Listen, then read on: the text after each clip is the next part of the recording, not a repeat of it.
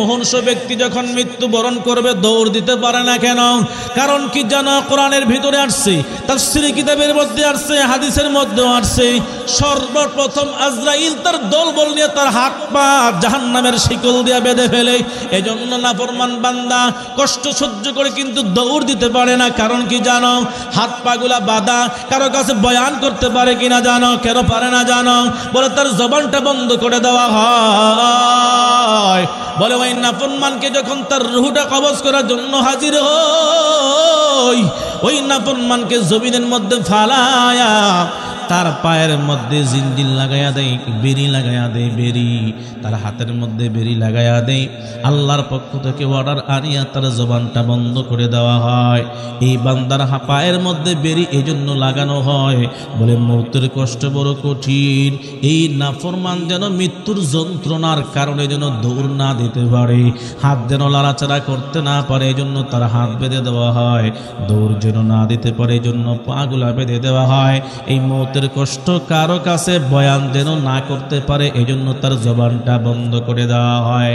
আসলে হাকিকতান ভালো করে লক্ষ্য করে দেখুন, আপনার আমার বাবা, আত্মীয় স্বজন, পাড়া প্রতিবেশী অনেকেই আছে যারা মৌতের যন্ত্রণায় ছটফট করে, আমরা বুঝতে পারি না, ঠিক কিনা জোরে বলেন?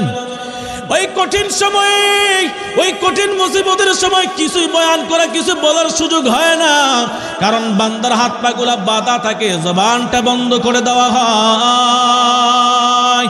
পয়গম্বর এবার ডাকে বলে, ও আজরাইল, নাফরমানের রূহটা কিভাবে কবজ করা আরম্ভ করো, একটু বয়ান করো।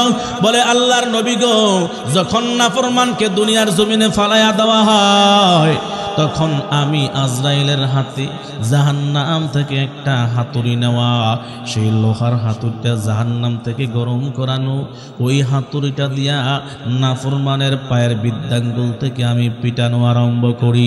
আর আমার দলবলদেরকে অর্ডার করি তার পশমের প্রত্যেকটা গোড়ায় গোড়ায় আংটা ওলা বক্সি লাগাইয়া তোমরা জোরে সজোরে টানতে থাকো, আর আমি এই নাফরমানের রূহটাকে পেটাইতে থাকি। আজরাইল বলে, আমি যখন এই নাফরমানের রূহটা পেটানো আরম্ভ করে দেই, এই রূহটা দৌড় দিয়া তার পায়ের গোড়ালি পর্যন্ত আসে, বের হইতে চায় না। আবার যখন পিটানো আরম্ভ করি তখন পায়ের গোড়ালি পার হইয়া বান্দা হাঁটু পর্যন্ত দৌড়াইতে থাকি। ডান দিক তাকায়, বাম দিক তাকায়, কারো কাছে বলতে পারে না। ডান পাশে ছেলে বসা, বাম পাশে বন্ধু বান্ধব আত্মীয় স্বজন বসা। এই বান্দার চোখের পানি ছেড়ে আর কান্না করে হা করে তাকায়া থাকে। সন্তানরা মনে করে বাবা পানি খাইতে মনে চায়, আঙ্গুল দিয়া ওই চামচ দিয়া ওই বাবার মুখের মধ্যে, মায়ের মুখের মধ্যে পানি দেয়। দুনিয়ার মানুষ বুঝায় তোর বাবা পানি চাইতেছে।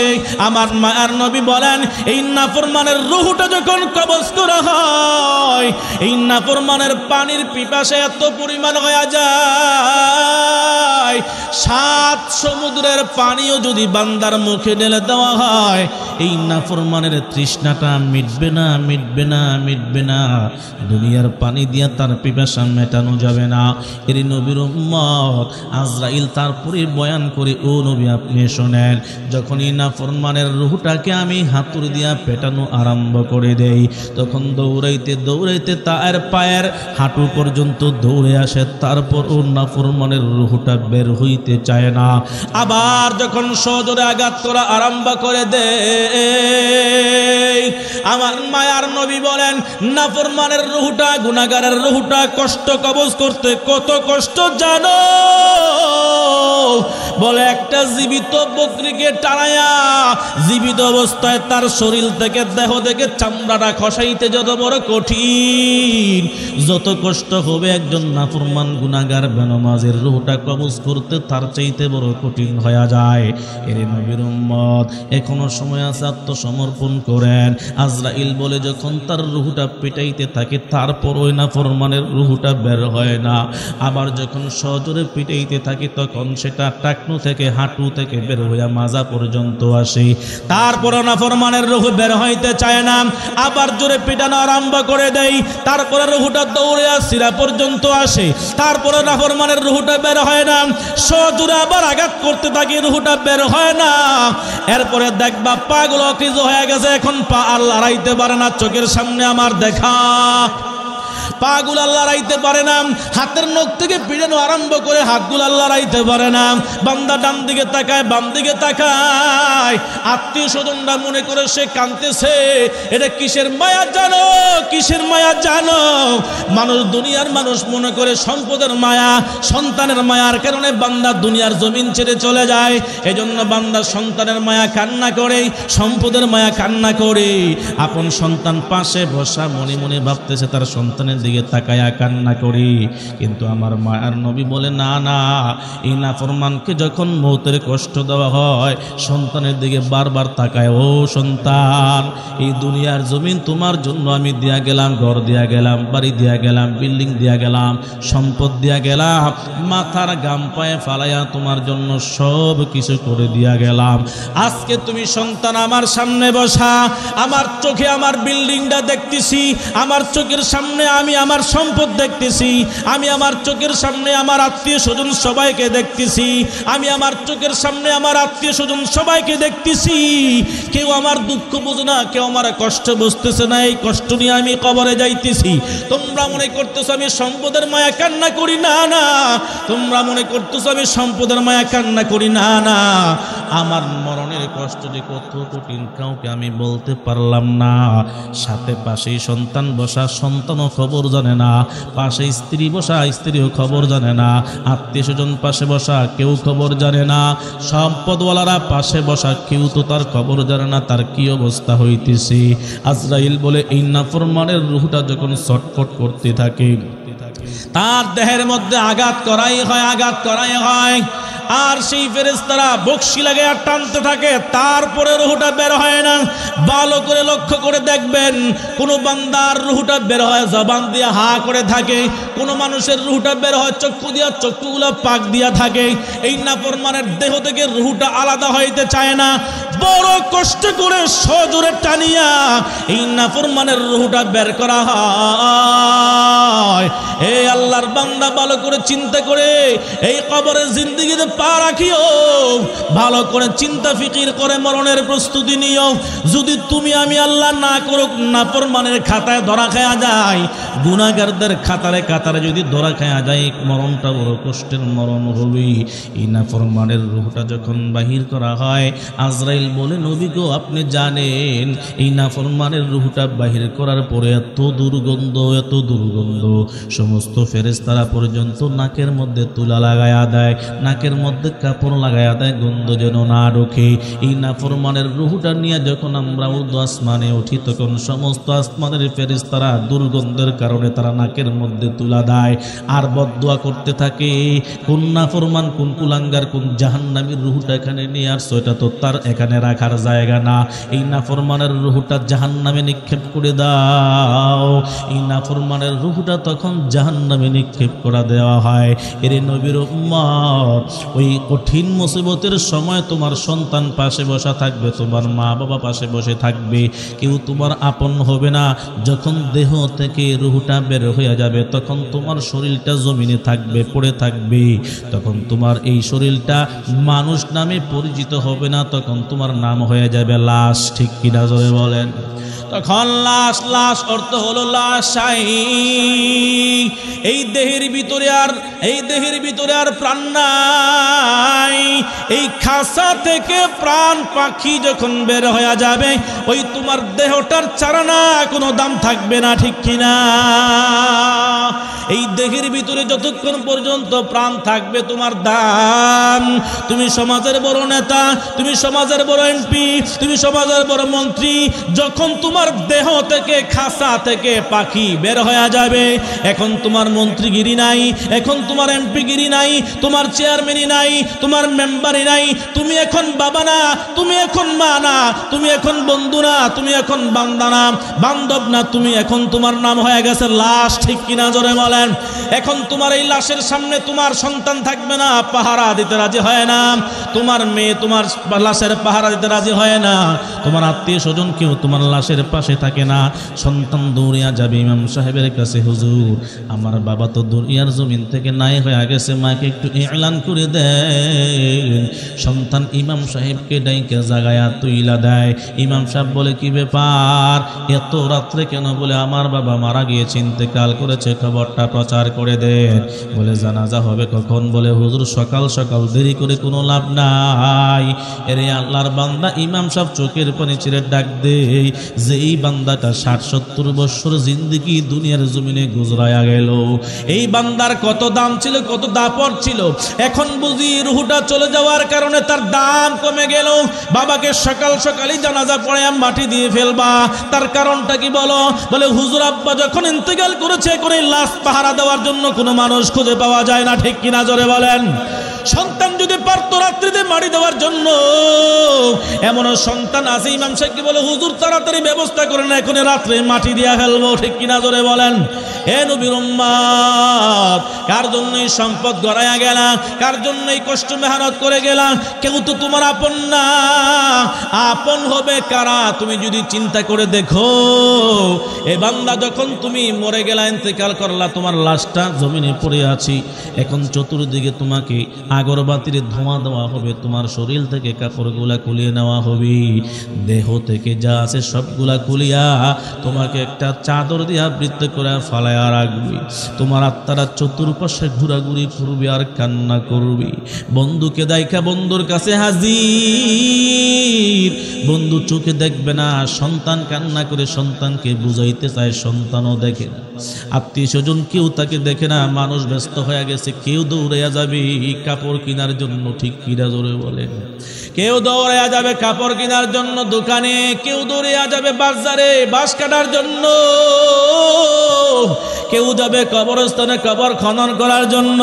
তুমি এখানে পড়ে আছো, মুহূর্তের ভিতরে তোমার দাম নাই, কোনো দাম নাই, কোনো দাম নাই। এ আল্লাহর বান্দা, দুনিয়ার সব তোমার পর হয়ে যাবে। কবরস্থান রেডি হয়ে গেছে, কবর খনন করা হয়েছে, মানুষ এখন তোমাকে গোসল দিয়া যখন 3টা কাপড় দিয়া প্যাকেট বানায়া ওই কবরে যখন রাখবে, জানাজার নামাজের জন্য যখন প্রস্তুতি গ্রহণ করা হবে, যখন তোমাকে ঘর থেকে বের করা হবে, তোমার দেহটা, তোমার আত্মাটা কান্না করবে। যেই ঘরটার ভিতরে 60-70 বছর পর্যন্ত কাটাইলাম, যেই ঘরটাকে এত সুন্দর করে সাজাইলাম, গরমের দিনে ঠান্ডা এসি, ঠান্ডার দিনে গরম এসির ব্যবস্থা, 1.5 থেকে 2 লক্ষ টাকা দিয়ে খাটের ব্যবস্থা করলাম, মুজাকের ব্যবস্থা করলাম, টাইসের ব্যবস্থা করলাম, সুন্দর মখমলের ব্যবস্থা করলাম, কিছুই তোমার সাথে যাবে না। ওই সময় আত্মাটা কান্না করে আর বলবে, কার জন্য কি করে গেলাম? আর আমার আসল ঘর হলো কবর, কবরের জন্য কোনো চিন্তা ফিকির করলাম না। আমার আসল বাড়ি কবরটা কোথায় হবে তাও তো কেউ জানে না, ঠিক কিনা জোরে বলেন। আল্লাহর বান্দাকে গোসল দেওয়ার পর যখন কবরের দিকে নেওয়া হবে, আমার মায়ের নবী বলেন, এই নাফরমান কান্না আরম্ভ করতে থাকে, কোথায় নাও? যেই ঘরের কোনো খবর নাই, যেই ঘরে বালিশের ব্যবস্থা নাই, যেই ঘরে বিছানার ব্যবস্থা নাই, যেই ঘরে আলোর ব্যবস্থা নাই, একাকিত্ব ঘর, সাপ বিচ্ছুর ঘর, ওই অন্ধকার ঘরে তোমরা আমাকে নিয়ে যাচ্ছ। এই আত্মা আগের থেকে কান্না করতে থাকে আর মানুষের পেছনে পেছনে দৌড়ায়। লাশ নিয়ে যখন মানুষ কবরস্থানে পৌঁছে কবরে যখন রাখা হবে, ওই আত্মা মনে মনে ভাবে, আমাকে তোমরা কবর দেওয়ার জন্য, মাটি দেওয়ার জন্য আসছো, তোমরা মনে হয় আমার সাথী সঙ্গী হইবা। তখন দুনিয়ার কেউ সাথী সঙ্গী হয় না। যখন 2 জন মানুষ কবরে লাফ দিয়া নামে, ওই আল্লাহর বান্দা মনে মনে ভাবে, দুনিয়ার সব মানুষ দূরে চলে গেল, যেই 2 জন কবরে নামছে তারা মনে হয় আমার থেকে পৃথক হবে না, আমার সাথে থাকবে।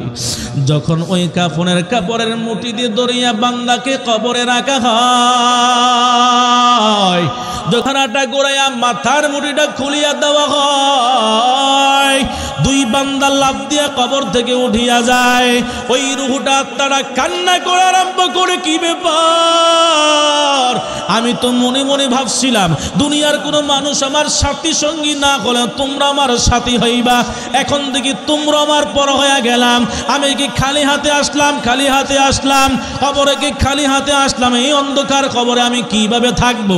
একাকিত্বর ঘর, যেই করে কোনো বাতি নাই, যেই করে কোনো বিছানা নাই, যেই করে বালিশের ব্যবস্থা নাই, যেই করে বন্ধু বান্ধব আত্মীয় স্বজন কেউ নাই, ওই একা একাকিত্ব ঘরে তোমরা আমাকে রেখে যাচ্ছ। আমি কিভাবে সেই ঘরে রাত্রি যাপন করব? এবার বান্দা মনে মনে ভাবতেছে, আমাকে যখন মাটি দিয়ে ফেলবে আমার সন্তানরা মনে হয় আমার কাছে কিছুক্ষণ থাকবে। এর আল্লাহর বান্দার গোলাম যখন দু পা দিয়া পাড়ায়া মানুষগুলা মাটি দিয়া চলে যায় আর পড়তে থাকে মিনহা খলাকনাকুম ওয়া ফিহা নুঈদুকুম ওয়া মিনহা নুখরিজুকুম তারাতান উখরা। এই কথা বলে বলে যখন মাটি দিয়া যায়, মানুষ 40 কদম দূরে সরার পর পরে দুইজন ফেরেশতা তার কবরে হাজির হয়ে যায়। এরে আল্লাহর বান্দা, তোমার কবরে জিন্দেগি শুরু হয়ে গেল। দুনিয়া থেকে স্থানান্তর হয়ে যখন তুমি কবরে আসলা, দুনিয়ার সব মায়া মোহাব্বত তোমার থেকে পৃথক হয়ে গেল। আফা হাসিবতুম আন্নামা খলাকনাকুম আবাসান ওয়া আন্নাকুম ইলাইনা লা তুরজাউন। এ গোলামের দল, আফা হাসিবতুম আন্নামা খলাকনাকুম আবাসা, তোমরা কি ধারণা করেছো আমি আল্লাহ তোমাদেরকে অনর্থক বানাইছি? না না। আন্নামা খলাকনাকুম আবাসা ওয়া আন্নাকুম ইলাইনা লা তুরজাউন। আমি আল্লাহ তোমাদেরকে দুনিয়াতে প্রেরণ করলাম, তোমরা মনে মনে ভাবতেছো তোমরা আমি আল্লাহর কাছে আর আসবে না, আর ধরা খাবে না। না না, অবশ্যই তোমরা আমি আল্লাহর কাছে আবার প্রত্যাবর্তন করতে হবে। ক্বালু ইন্না লিল্লাহি ওয়া ইন্না ইলাইহি রাজিউন। এরে মুসলমান ইমানদার, জন্ম যেহেতু গ্রহণ হয়েছে, আমাদের জন্ম যেহেতু নিয়েছি, আমরা দুনিয়াতে আসলাম, এই ধরার বুক ছেড়ে দুনিয়ার জমিন ছেড়ে একদিন অন্ধকার কবরের বাসিন্দা হওয়া লাগবে কিনা বলেন? মরা লাগবে কিনা? আমার মায়ের নবী বলেন, মরণটা তোমার কেমন হবে একটু চিন্তা ফিকির করে দেখো। দুনিয়াতে যারা আমল করবে, নেক আমল করবে, তাদের মরণ একরকম। যারা গুনাহ করবে, নাফরমানি করবে, তাদের মরণ আর একরকম। বলেন তো দেখি, যারা নেক আমল করবে তাদের মরণটা সুমরণ না কুমরণ? তাদের মরণটাকে আশা নিতে হবে না কষ্টের সাথে হবে? আল্লাহর নবী বলেন, নবী আপনি বয়ান করে দেন, দুনিয়াতে যারা ভালো আমল করবে, নেক আমল করবে, তাদের মরণ হবে আসারের মরণ। আর যারা গুনাহ করে কবরে যাবে, নাফরমানি করে কবরে যাবে, তাদের শাস্তির সাথে মরণ হবে। এর নবীর উম্মত, দুনিয়ার দিকে তাকায়া দেখো, আমার আর তোমার পূর্বপুরুষ যারা আছেন, দাদা, দাদার পর দাদা, দাদার দাদা, দাদার বাবা, এরকম ভাবে উপরের দিকে যান, কেউ তো দুনিয়ার জমিনে নাই, ঠিক কিনা? কেউ দুনিয়ার জমিনে নাই, সবাই অন্ধকার কবরে চলে গেল। আল্লাহ পাক রব্বুল আলামিন বলেন, আলহাকুমুত তাকাসুর হাত্তা যুরতুমুল মাকাবির। দুনিয়ার ধন সম্পদের প্রাচুর্যতার, দুনিয়ার ধন সম্পদের মহাব্বতে পড়িয়া তোমরা অন্ধকার কবরের কথা ভুলে গেলা। হাত্তা যুরতুমুল মাকাবির, এমনকি তোমরা কবর পর্যন্ত পৌঁছে যাবে। আজকে 10খানি সম্পদের মালিক চিন্তা করে আরো 10খানি কেমনে হয়। 5তলা বিল্ডিং এর মালিক চিন্তা করে আমার আরো 5তলা বিল্ডিং এর দরকার, ঠিক কিনা? এরকম সম্পদের প্রাচুর্যতার মহাব্বতে পড়িয়া দেখবে একদিন হঠাৎ বান্দা নাই, এত সুন্দর বিল্ডিং ইমারত গড়াইলা, দেখবেন মাইকের সাউন্ডে যখন ইমাম সাহেব বলে অমুক বাড়ির নিবাসী অমুক গ্রামের নিবাসী অমুক বান্দার দুনিয়াতে নাই, কবর লাগায়া দেখবা তাদের মধ্য থেকে অধিকাংশ লোকগুলা দুনিয়ার মহাব্বতে যখন তারা নিজেদেরকে নিমজ্জিত রেখেছিল, অনেক সম্পদওয়ালা তাদের মাঝে অনেক সম্পদ গড়ানোর পর আজকে সেই সম্পদ ভোগ করতে পারে নাই, নতুন বিল্ডিং এর কাজ ধরেছে, বিল্ডিং এর কাজ সমাধান করতে পারে নাই, যদিও সমাধান করে ফেলেছে বিল্ডিং এ ঘুমাইতে পারে নাই, হঠাৎ দুনিয়া ছেড়ে চলে গেছে, ঠিক কিনা? হাত্তা যুরতুমুল মাকাবির কাল্লা সাউফা তা'লামুন সুম্মা কাল্লা সাউফা তা'লামুন। আল্লাহ পাক রব্বুল আলামিন বলেন, এখন তোমরা জানো না, এখন দেখো না, দুনিয়ার জমিনে থাকিয়া কবরের হালত জানো না, হাসরের ময়দানের হালত তোমরা জানো না, কিয়ামতের কঠিন বিভীষিকাময় কেমন অবস্থা হবে সেই সম্পর্কে তোমরা জানো না। আল্লাহ পাক রব্বুল আলামিন জবাব দেন, কাল্লা সাউফা তা'লামুন সুম্মা কাল্লা সাউফা তা'লামুন। এই সম্পদের লোভে পড়া, সম্পদ নিয়ে তোমরা সমাজের ভিতরে একে অপরের সাথে প্রতিযোগিতা করাটা কখনো তোমাদের জন্য উচিত নয়। কাল্লা সাউফা তা'লামুন, অবশ্যই তোমরা এই সম্পদ পায়া, ক্ষমতা পায়া যে আখিরাতের কথা চিন্তা ফিকির তোমরা ভুলে গেছো, অবশ্যই সেই সম্পর্কে তোমরা যখন মৃত্যুবরণ করবে, কবরে আসবে, অবশ্যই তোমরা তা সম্পর্কে জানতে পারবে যে কবরের আযাবের কথা কত মানুষ, কত উলামায়ে কেরাম, কত খতিব গোরেরা তোমাদের কাছে বয়ান করে গিয়েছে। যখন তোমরা দুনিয়ার জমিন থেকে কবরে ঢুকবে তখন তোমরা অবশ্যই তা স্বচক্ষে দেখতে পাইবে। মরণ সত্য নেই, কবর সত্য নেই, গুনাহ করে কবরে গেলে শাস্তি হবে, মনে হয় না? এই বিশ্বাস হয়? আল্লাহ পাক রব্বুল আলামিন এজন্য সূরার শুরুতে, কোরআনুল কারীমের শুরুতে, সূরা বাকারার ভিতরে আল্লাহ তাআলা বয়ান করেছেন, আলিফ লাম মিম যালিকাল কিতাবু লা রাইবা ফীহি হুদাল লিল মুত্তাকিন।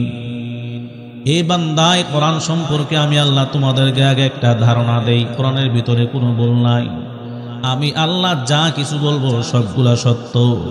আর এই কোরআন হেদায়েত প্রাপ্ত হবে কার জন্য জানো? আল্লাহ বলেন হুদাল লিল মুত্তাকিন, যারা আল্লাহকে ভয় করে মুত্তাকি তারা, তাদের জন্যই এই কোরআন হেদায়েতের পথ প্রদর্শক হবে। সুবহানাল্লাহ। আল্লাহর পরে বয়ান করেছেন যারা মুত্তাকি কারা, আল্লাহ কিছু গুণ বয়ান করেছেন, আল্লাযীনা ইউমিনুনা বিল গায়ব, যারা আল্লাহকে না দেখে বিশ্বাস করে, ওয়া ইউকিমুনাস সালাহ, যারা নামাজ প্রতিষ্ঠা করে, ওয়া মিম্মা রাযাকনাহুম ইউনফিকুন। 3 নাম্বার গুণ আল্লাহ বয়ান করতেছেন, আল্লাহর দেওয়া রিজিক থেকে যেই বান্দারা আল্লাহর রাস্তায় দান করবে তারাই মুত্তাকি। সুবহানাল্লাহ। ওয়াল্লাযীনা ইউমিনুনা বিমা উনজিলা ইলাইকা ওয়া মা উনজিলা মিন ক্বাবলিক। ও নবী, আমি আল্লাহ আপনি পয়গম্বরের উপরে যে কোরআন নাজিল করলাম, আপনার পূর্ববর্তী নবীদের উপরে আমি আল্লাহ যে কালাম নাজিল করলাম, এগুলোর প্রতিও ঈমান আনয়ন করা লাগবে, যারা আনবে তারাই মুত্তাকি। সুবহানাল্লাহ। 5 নাম্বার গুণ আল্লাহ বয়ান করতেছেন, 4টা দুনিয়া তার, একটা হলো আখিরাতের ব্যাপার। একটা আয়াতের ভিতরেই আল্লাহ আখিরাতের সব কিছু ঢুকাইয়া দিয়েছেন। এ বান্দা, 4টা বিশ্বাস করে আমল করলে একটা করলা না, তোমার 4টাই বরবাদ। আল্লাহ বলেন কি জিনিস? আল্লাহ নিজেই বয়ান করতেছেন, ওয়াবিল আখিরাতি হুম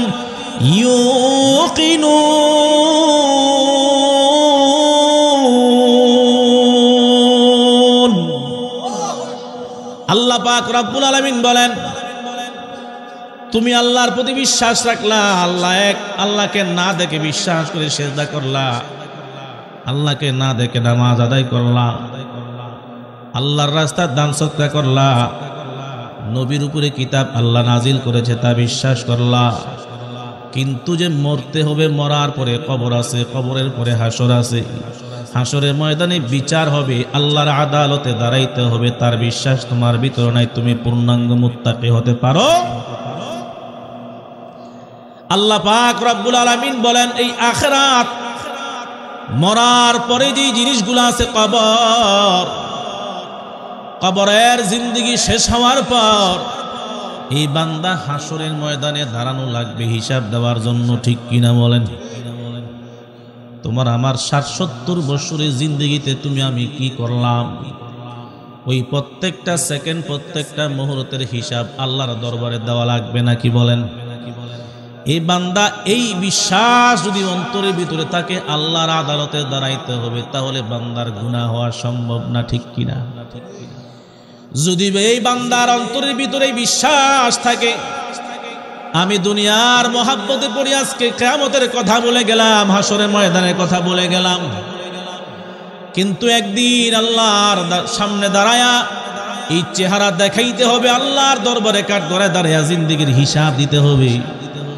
বান্দার অন্তরে যদি এই ভয় আর বিশ্বাস থাকে, আল্লাহ বলে তুমি বান্দা মুত্তাকি, তোমাকে আমি আল্লাহ দুনিয়ার জমিনে গুনাহ মাফ করে কবরে নিব। সুবহানাল্লাহ। এই 5 গুণ যার ভিতরে থাকবে আল্লাহ তাদেরকে সার্টিফিকেট দিচ্ছেন। কি সার্টিফিকেট? আল্লাহ বলেন 1 নাম্বার গুণ হলো যারা আল্লাহকে না দেখে বিশ্বাস করবে, 2 নাম্বার গুণ যারা নামাজ নিজেরা পড়বে, অন্যদেরকে পড়ার জন্য বলবে, 3 নাম্বার গুণ যারা আল্লাহর রাস্তায় দান করবে, 4 নাম্বার গুণ যারা নবীর উপরে যেই কিতাব আল্লাহ নাজিল করেছেন তা বিশ্বাস করবে, নবীর পূর্ববর্তী নবীদের উপর আল্লাহ যা নাজিল করেছেন তাও বিশ্বাস করবে। 5 নাম্বার মরার পরের খবর, কবরের খবর, হাসরের ময়দানের খবর, আল্লাহর আদালতে দাঁড়াবে, বিশ্বাস যাদের ভিতরে থাকবে তারা মুত্তাকি। আল্লাহ তাআলা বলেন তাদের ব্যাপারে আমি আল্লাহ সার্টিফিকেট দিচ্ছি, উলাইকা আলা হুদাম মির রাব্বিহিম ওয়া উলাইকা হুমুল মুফলিহুন। আল্লাহর পক্ষ থেকে সার্টিফিকেট দিচ্ছেন, উলাইকা আলা হুদাম মির রাব্বিহিম, এই 5 গুণওয়ালা বান্দারা তারা তাদের রবের দেওয়া হেদায়েতের পথে আছে। আল্লাহু আকবার, জোরে বলেন। আল্লাহর পক্ষ থেকে সার্টিফিকেট আল্লাহ দিতেছেন, উলাইকা আলা হুদাম মির রাব্বিহিম, তারা তাদের রবের দেওয়া হেদায়েতের পথে আছেন। আর যারা তাদের রবের দেওয়া হেদায়েতের পথে থাকবে আল্লাহ তাদেরকে আরেকটা সার্টিফিকেট দিতেছেন, ওয়া উলাইকা হুমুল মুফলিহুন, তারাই সফল কাম হয়ে গেছে। সুবহানাল্লাহ। তারা সফল কাম মানে তারা জান্নাতি হয়ে গেছে।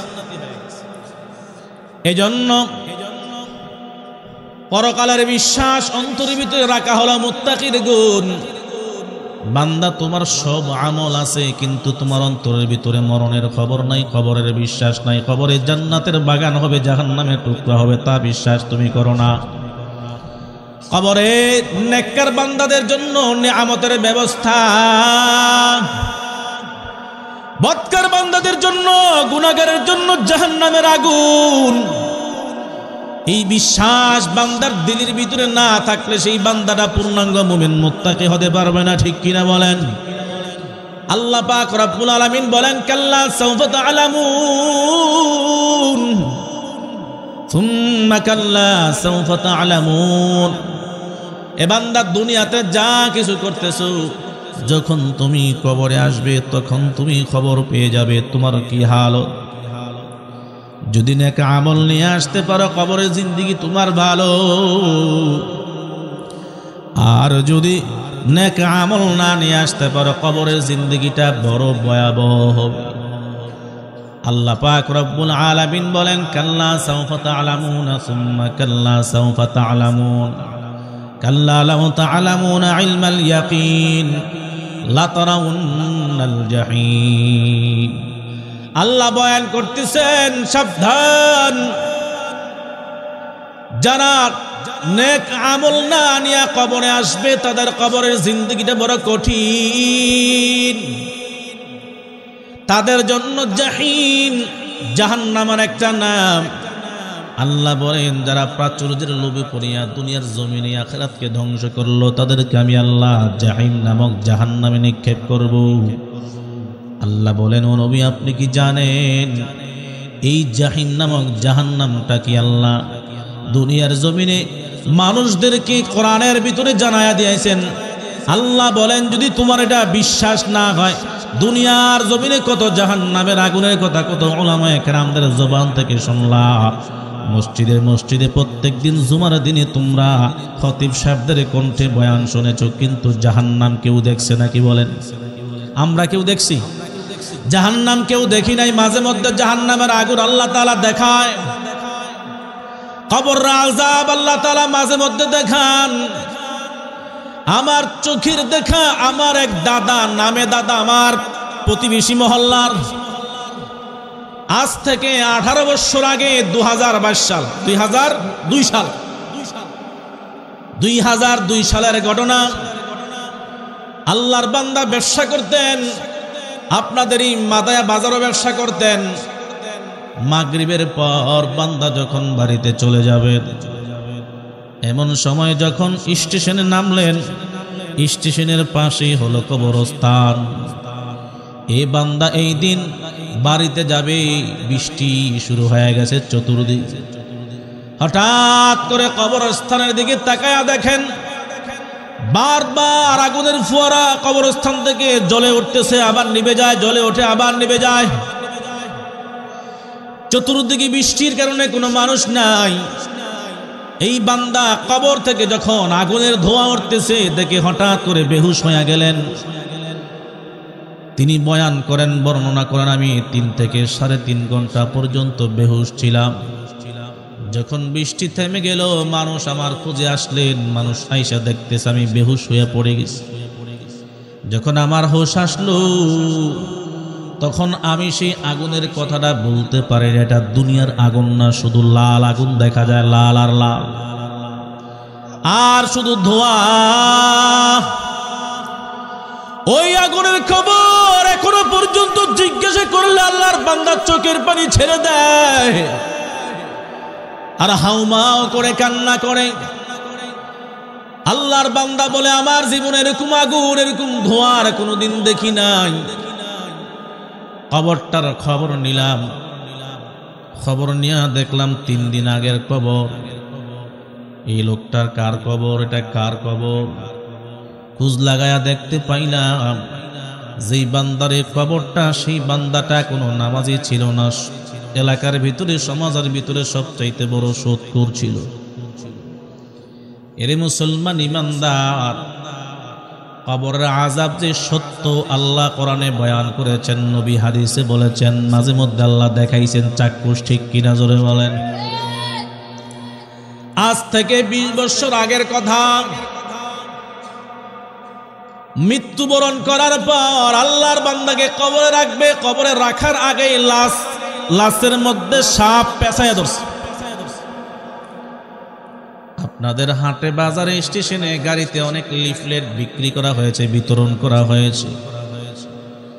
এরই নবীর উম্মত মায়ার নবী বলেন, যারা সুদ খায়া, যারা বেনমাজি হালতে গুনাহ নিয়ে কবরে যাবে, সুদখোর বেনমাজির কবরে 70 থেকে 99টা পর্যন্ত সাপ ছেড়ে দেওয়া হবে।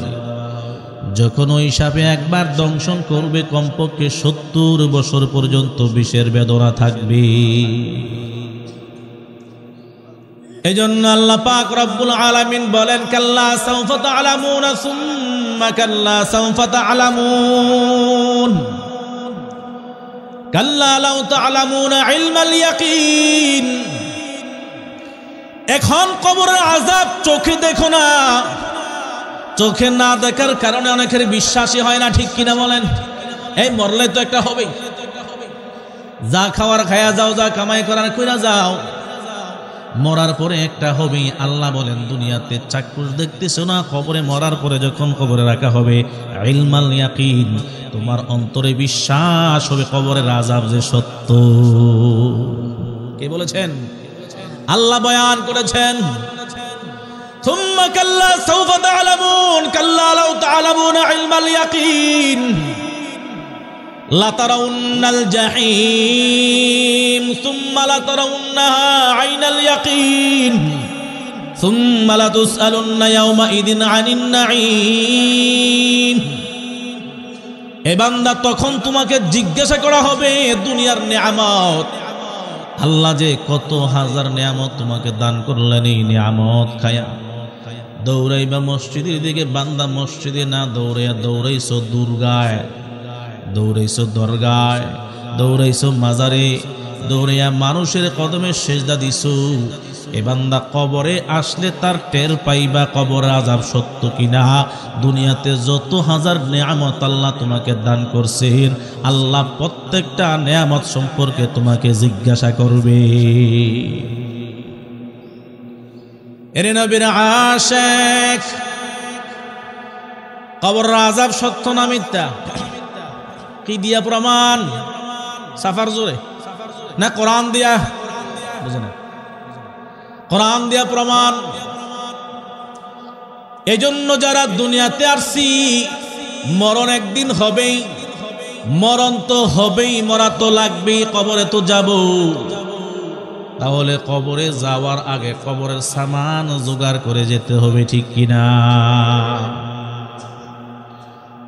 আল্লাহর নবীর একজন সাহাবী, প্রসিদ্ধ একজন সাহাবী, যেই সাহাবী দুনিয়ার জমিনে জান্নাতের সার্টিফিকেট পেয়ে গিয়েছিলেন, নাম হলো উসমান। আল্লাহর নবীর একজন সাহাবী, নাম হলো উসমান। যেই উসমান মাঝে মধ্যে কবর দেখলে হাউ মাউ করে কান্না করতেন। লোকেরা জিজ্ঞাসা করে, উসমান, আল্লাহ তো দুনিয়ার জমিনে তোমাকে জান্নাতের সার্টিফিকেট দিয়েছি, তুমি কেন কবর দেখলে হাউমাউ করে কান্না করে বলো? হযরত ওসমান চোখের পানি ছেড়ে ডাক দেয়, শুনো মানুষ শুনো, কারণ তোমরা কি জানো দুনিয়ার জমিন থেকে মানুষ স্থানান্তর করে যখন কবরে আসবে, কবরটাই হবে তার জন্য প্রথম গাঠি। দুনিয়ার ঘর সাজাইলা, বাড়ি সাজাইলা, বিল্ডিং করলা, ইমারত করলা, কত কিছুর আয়োজন। তোমার আমার আসল ঘর হলো কবর, তোমার আমার আসল ঘর হলো জান্নাত। এ বান্দা, তুমি যদি তোমাকে দুনিয়ার জমিনে সাজাইতে পারো আল্লাহর নবীর সুন্নত দিয়া, আমার মালিকের হুকুমগুলো যদি পরিপূর্ণ আদায় করতে পারো, দুনিয়ার জমিনে থেকে তুমি তোমার কবর সাজাইবা, ঠিক কিনা বলেন? এ নবীর উম্মত, হযরত ওসমান ডাক দিয়ে বলে, দুনিয়ার মানুষ শোনো শোনো, যখন কোনো বান্দা এক দেশ থেকে আরেক দেশে যেতে চায় তার দুইটা জিনিস লাগে, একটা হলো পাসপোর্ট, আরেকটা হলো ভিসা। পাসপোর্ট আসে, ভিসা নাই, তার কোনো ভেল নাই। আর পাসপোর্ট ছাড়া ভিসার কোনো ব্যবস্থা হবে না, তোমরা তো সবাই জানো। যখন বান্দা পাসপোর্ট রেডি করার পর জমা দিবে, ভিসাতে সিল লাগিয়ে আসবে। যখন বান্দার পাসপোর্ট রেডি, ভিসাও রেডি, বান্দা যখন আরেক দেশে যাওয়ার জন্য চিন্তা করবে, যখন এয়ারপোর্টে যাবে, তখন দেশের পুলিশ, দেশের কর্মকর্তারা তাকে চেক করবে বান্দার পাসপোর্ট ভিসা ঠিক আছে কিনা, ঠিক কিনা বলেন? দুনিয়ার সরকারের পক্ষ থেকে যারা কর্মকর্তা, পুলিশ বাহিনী, র্যাব বাহিনী, আর্মি বাহিনী, বিডিআর বাহিনী, তার পাসপোর্ট হাতে নিয়ে চেক করবেন ভিসা ঠিক আছে কিনা। যখন পাসপোর্ট আর ভিসা ঠিক থাকবে, বান্দাকে ছেড়ে দেওয়া হবে, সসম্মানে তাকে বিমানে ওঠার জায়গা করে দেওয়া হবে। আর যখন তার পাসপোর্ট ঠিক নাই, ভিসাও ঠিক নাই, সাথে সাথে তাকে গ্রেফতার করা হবে, ঠিক কিনা বলেন? হযরত ওসমান ডেকে বলে, দুনিয়ার মানুষ ভালো করে শুনিয়া নাও, আল্লাহ পাক রব্বুল আলামিন তোমাকে আমাকে দুনিয়ার জমিনে প্রেরণ করেছেন সামান্য সময়ের জন্য, আল্লাহ তাআলার গোলামি করার জন্য। এ বান্দা, তোমার আমার হায়াতের জিন্দেগি যখন ফুরিয়ে যাবে, তোমার আমার কবরের ডাক যখন চলে আসবে, কবরে যেতেই হবে। যখন বান্দার মরণ সামনে ঘনায় আসবে, ওই মরণ মৃত্যুবরণ করার পরে বান্দাকে কবরে রাখা হবে। কবরে রাখার পর মুনকার নাকির দুইজন ফেরেশতা ঢুকবে, এই বান্দাকে কবরে সওয়াল জবাব করবে। যদি বান্দা কবরে সঠিক জবাব দিতে পারে, বান্দা জান্নাতি ঘোষণা হয়ে যাবে। আর যখন বান্দা সওয়াল জবাবের উত্তরটা সঠিকভাবে দিতে পারবে না, ও বান্দা কবর থেকেই তোমার জন্য জাহান্নামের ঠিকানা হয়ে যাবে। এই কবরের গাড়িটা হলো প্রথম গাড়ি, যেই বান্দা কবর থেকে মুক্তি পাওয়া যাবে। এরপরে আরো 4টা ঘাঁটি থাকবে বান্দা, সেই ঘাঁটিতেও মুক্তি পাওয়া যাবে। আর যেই বান্দা কবরে জিন্দগিতে ধরা খেয়ে যাবে, এই ঘাঁটিতে ধরা খাবে বান্দা, বাকি 4টা ঘাঁটিতেও বান্দা ধরা খেয়ে যাবে। এ নবীর উম্মত, এই জন্য মরার আগেই সেই কবরের সামান জোগাড় করে কবরে যাইতে হবে, ঠিক কিনা?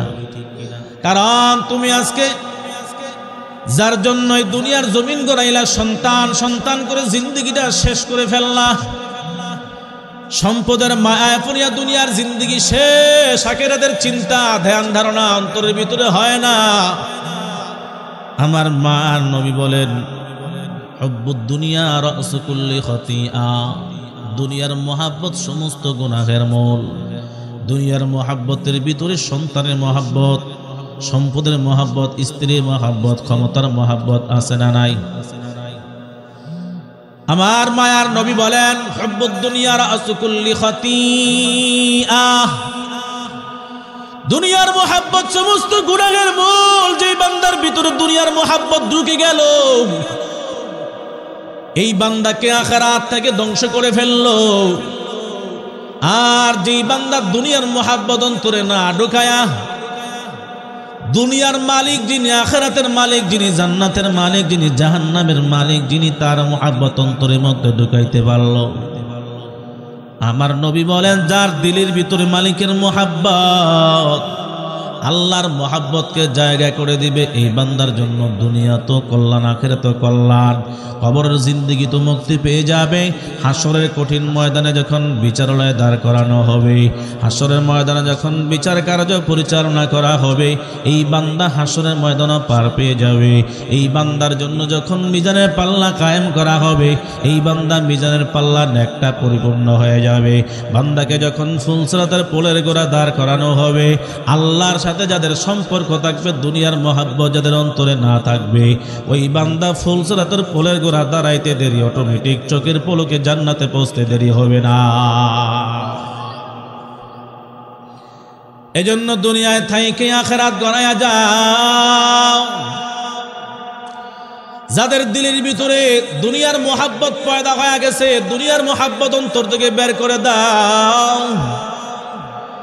যারা দুনিয়ার পেছনে ঘুরে, দুনিয়া তাদের জন্য ধরা দেয় না, যারা আখিরাত খুঁজে। নবী রাহমাতুল্লাহ আলাইহি বলেন, বান্দা আমি তো নিজেই ওসিয়তের নসিহতের মুখাপেক্ষী, আমি কি ওসিয়ত করব? এত বড় আল্লাহওয়ালা নিজেকে বড় ছোট মনে করতেন।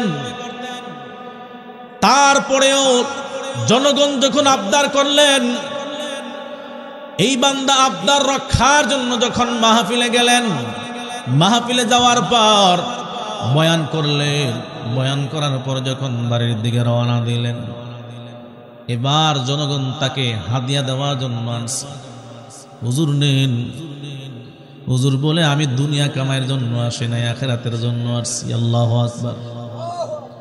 এই টাকার বান্ডেল নিয়ে খাদেমের কাছে দিছে, খাদেম তুমি নাও, হুজুরকে দিয়া দিও। খাদেম বলে, আপনি জানেন না, আমার মুর্শিদ যেমন আমি খাদেম তেমন। আমার মুর্শিদ কোনোদিন আমাকে শিক্ষা দেয় নাই, দুনিয়ার লোভ অন্তরে ঢুকায় নাই। আপনি হুজুরকে দিয়েছেন, নেন নাই, আমার কাছে দিয়েছেন। যদি আমি এটাকে তার হাতে পৌঁছায়, আমার সাথে বড় রাগ করবেন, আমার খবর আছে। খাদেমও নেন নাই, শেষ পর্যন্ত খরমের ভিতরে ঢুকাইয়া দিছে। আল্লাহু আকবার বলেন। বাড়িতে যাওয়ার পর যখন জুতা খুলছেন, জুতার মৌজার নিচ থেকে টাকা বাইর হয়ে আসতেছে। খাদেমকে ডাইকা বলে, কি ব্যাপার? বলে, হুজুর আপনার হাতে দিতে চেয়েছিল, আপনি নেন নাই, আমার কাছে দিছিল, আমিও নেই নাই।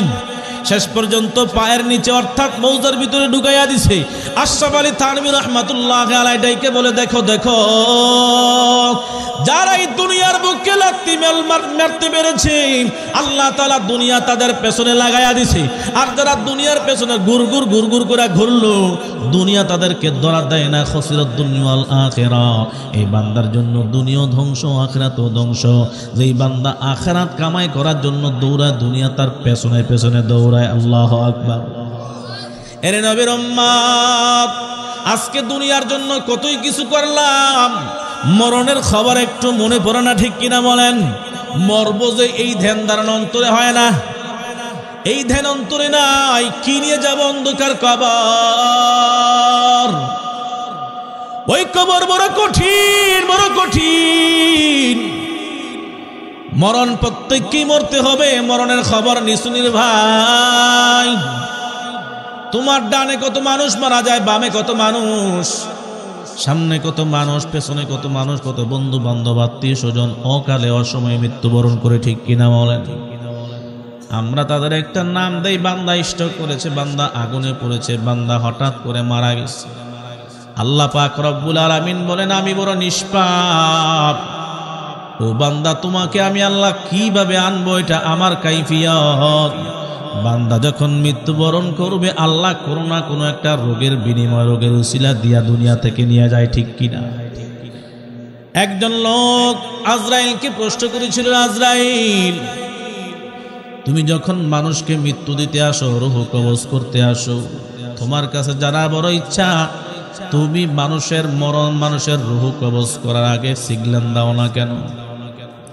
দুনিয়ার পুলিশ যখন আসামিকে ধরতে যায়, তার উপরে মামলা হয়, তার জন্য ওয়ারেন্ট হয়, তখন তার কাছে একটা নোটিশ দেওয়া হয়। কিন্তু তুমি আজরাইল বিনা নোটিশে কেন বান্দার সামনে হাজির? তুমি নোটিশ ছাড়া কেন বান্দার সামনে হাজির হয়ে যাও? আজরাইল বলে, আমি বিনা নোটিশে বান্দার সামনে হাজির হই না।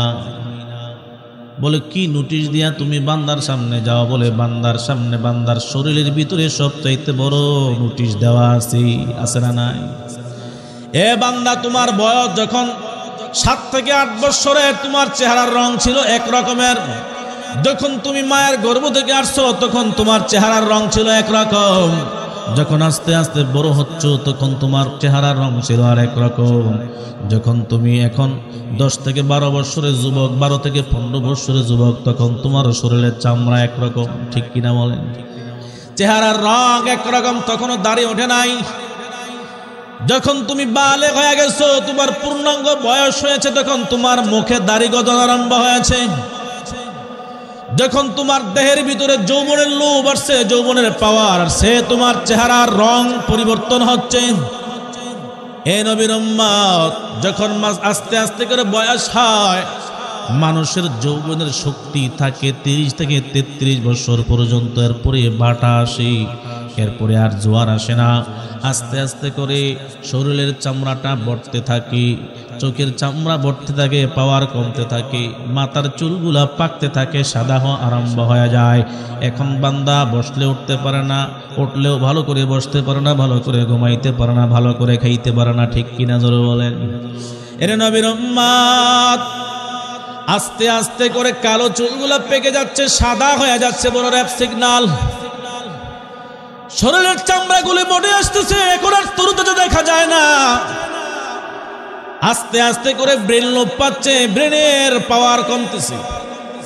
দেখবেন 60-70 বছর যাদের বয়স হয়ে গেছে, এখনই মাত্র খাইছে, একটু পরে বলে আমার খানা দেশ নাই, বলে কিনা বলেন? যখন তার বয়স বেড়ে যায়, তখন এই লোকটা আগের মতন শিশু সন্তানের মতন আচরণ করতে থাকেন।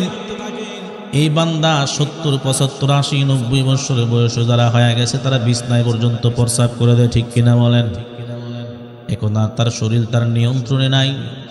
আজরাইল বলি, দেখো না, তাকায়া তাকায়া তোমার চেহারার দিকে, তোমার চেহারা চামড়া বইটে গেছে।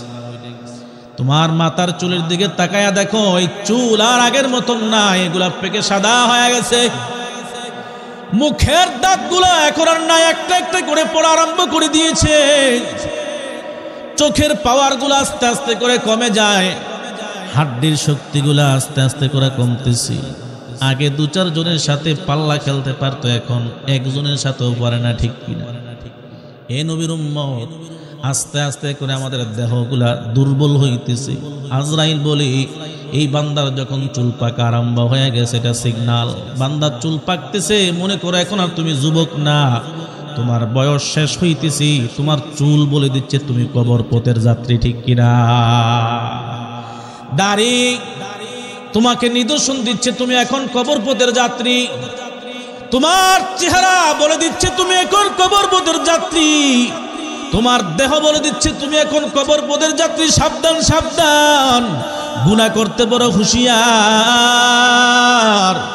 এ বান্দা এক যারা গুনাহ নিয়ে যদি কবরে যাও তাহলে কবর তোমার সাথে ভালো ব্যবহার করবে না। প্রত্যেকটা মানুষই মৃত্যুর স্বাদ আস্বাদন করতেই হবে। নেককার বান্দার জন্য মরণটা হবে আসানির মরণ, আর বদকার বান্দার জন্য মরণটা হবে বড় কঠিন মরণ। পয়গম্বর ইব্রাহিম আলাইহিস সালাতু ওয়াস সালাম আজরাইলকে প্রশ্ন করতেছেন, আজরাইল তুমি মুমিন বান্দার রূহটা যখন কবজ করো তার সামনে কি চেহারা নিয়ে যাও একটু বয়ান করো, আর যখন গুনাহগার বদকারের সামনে যাও রূহটা কবজ করো তার সামনে কিভাবে যাও? পয়গম্বর ইব্রাহিম আলাইহিস সালাতু ওয়াস সালামকে আজরাইল ডেকে বলে, ও পয়গম্বর আমি যখন বদকারের রূহ কবজ করি কি চেহারা নিয়ে তার সামনে হাজির হই? যদি আপনি দেখতে চান আপনি সহ্য করতে পারবেন না।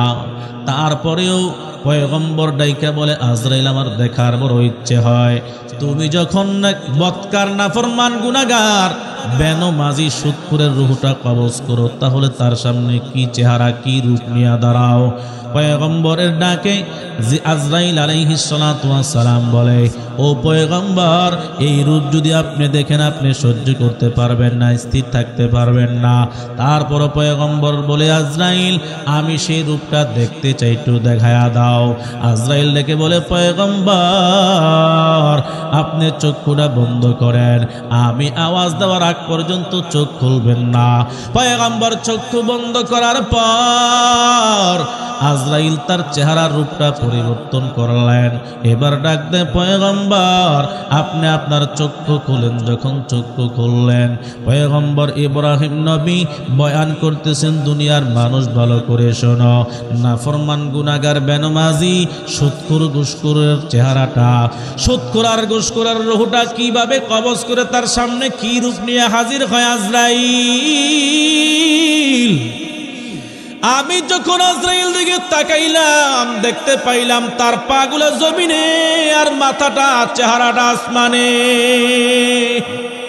এত বিশাল, স্বাভাবিক না। তার চোখ দুটি যেমন আগুনের নদী, তার শরীরের প্রত্যেকটা পশম থেকে আগুন বের হচ্ছে, আগুন। হাতের নখগুলা কেমন যেন 2-2.5 মাইল 2.5 কিলোমিটার লম্বা, এত বড় বড় এত বড়। মাথার চুলগুলা আসমান থেকে জমিন পর্যন্ত। যদি সারা পৃথিবীর সমস্ত নদী নালা পুকুরের খাল বিলের পানিগুলো তার মাথায় ঢেলে দেওয়া হয়, ওই মাথা থেকে গড়ায় গড়ায় পানিটা আসবে, কিন্তু চুল তার ভিজবে না। এত বড় চেহারা। তার চোখ দিয়ে অগ্নিশিখা বের হচ্ছে, প্রত্যেকটা নখ এত বড় বড় যা জাহান্নামীরা গুনাহগাররা দেখলেই সাথে সাথে তাদের কলিজা ফেটে যাবে। জিহ্বা দিয়ে অগ্নিশিখা বের হয়, নাগের ছিদ্র দিয়ে আগুনের ধোঁয়া বের হচ্ছে, আর এমন বিকট চেহারা। এই চেহারা যখন নাফরমান দেখতে পায়, নাফরমান যখন আজরাইলের চেহারা দেখে তখন দেখতে পাইবা দুনিয়ার নাফরমানেরা তার চেহারাটা ডান দিকে লুকায় বাম দিকে লুকায়, বান্দা কোন দিকে যাবে ছুটাছুটি করতে আরম্ভ করে, কিন্তু পলায়ন করতে পারে না। ঠিক কিনা? এ নবীর উম্মত, আজরাইলের হাতে কিছু জিনিস রয়েছে। আজরাইল আলাইহিস সালাতু ওয়াস সালামকে ইব্রাহিম আলাইহিস সালাতু ওয়াস সালাম যখন দেখতে পাইলেন তার বিকট চেহারা, এই চেহারা দেখিয়া সাথে সাথে পয়গম্বর বেহুশ হয়ে পড়লেন। আজরাইল আলাইহিস সালাতু ওয়াস সালাম তার রূপ পরিবর্তন করিয়া পয়গম্বরকে ডাকতে আরম্ভ করলেন। যখন সজাগ হইলেন, চক্ষু খুললেন, জিজ্ঞাসা করে, ব্যাপার কি, আপনি বেহুশ হইলেন কেন? পয়গম্বর জবাব দেয়, আজরাইল তোমার বিকট চেহারা দেখে আমি সহ্য করতে পারিনি, সাথে সাথে জ্ঞান হারায় ফেলেছি। এ পয়গম্বর, আপনি একজন সাহসী নবী হওয়ার পরেও আপনি সহ্য করতে পারেন নাই যখন নাফরমান কুলাঙ্গার বেঈমান বেদিন বেনমাজি সুদখোর ঘুষখোরের সামনে যখন আমি হাজির হই, ওই বেদিন নাফরমান গুনাহগার বেনমাজিরা স্বাভাবিক থাকতে পারে না, তাদের কলিজাগুলা ফাটিয়া যায়। ভয়ে তাদের চেহারা লোকাইতে আরম্ভ করে দুনিয়ার মানুষ মনে করে কি জানি খুঁজতেছি।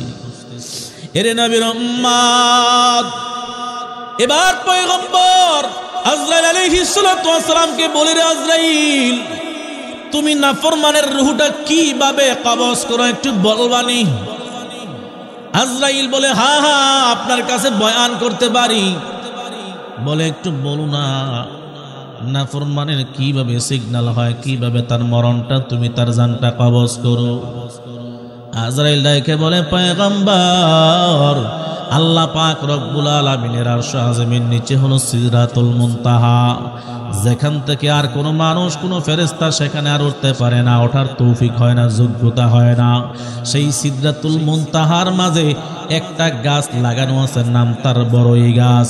প্রত্যেকটা গাছের মধ্যে প্রত্যেকটা ডালে ডালে পাতা আছে, কিছু পাতা সবুজ রঙের, কিছু পাতা হলুদ রঙের, কিছু পাতা লাল রঙের। আমার মায়ের নবী জিজ্ঞাসা করলেন, কোন পাতাটা কি কারণে কেমন হয়? আজরাইল ডাইকে বলে, পয়গম্বর, ওই মিরাজের রজনীতে আল্লাহর নবীকে দেখিয়েছিলেন। পয়গম্বর জিজ্ঞাসা করে, একই গাছের এত রঙের পাতা কেন?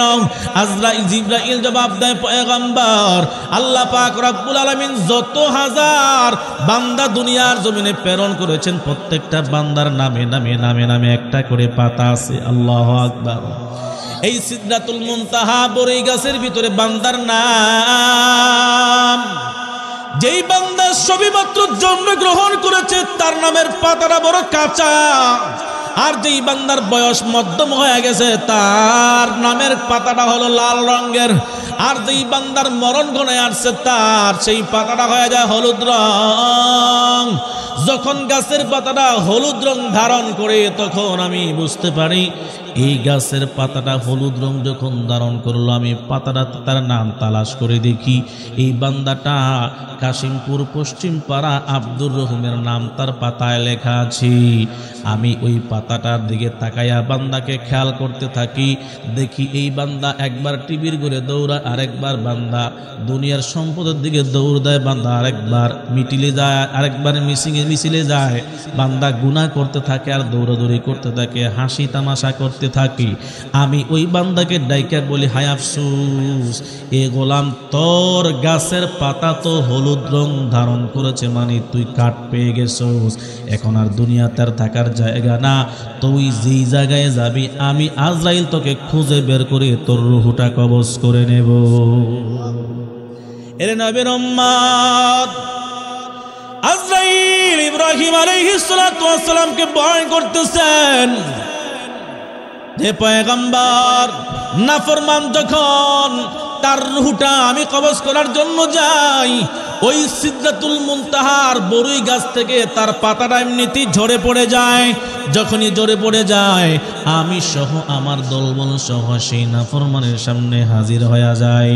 ওই নাফরমানের সামনে হাজির হওয়ার পরে আমি আমার দলবলদেরকে অর্ডার করি, তাড়াতাড়ি ধর, হাতের মধ্যে জাহান্নামের জিঞ্জির লাগা, পায়ের মধ্যে বেরি লাগায়া দে, এ বান্দার জবানটা বন্ধ করিয়া দে।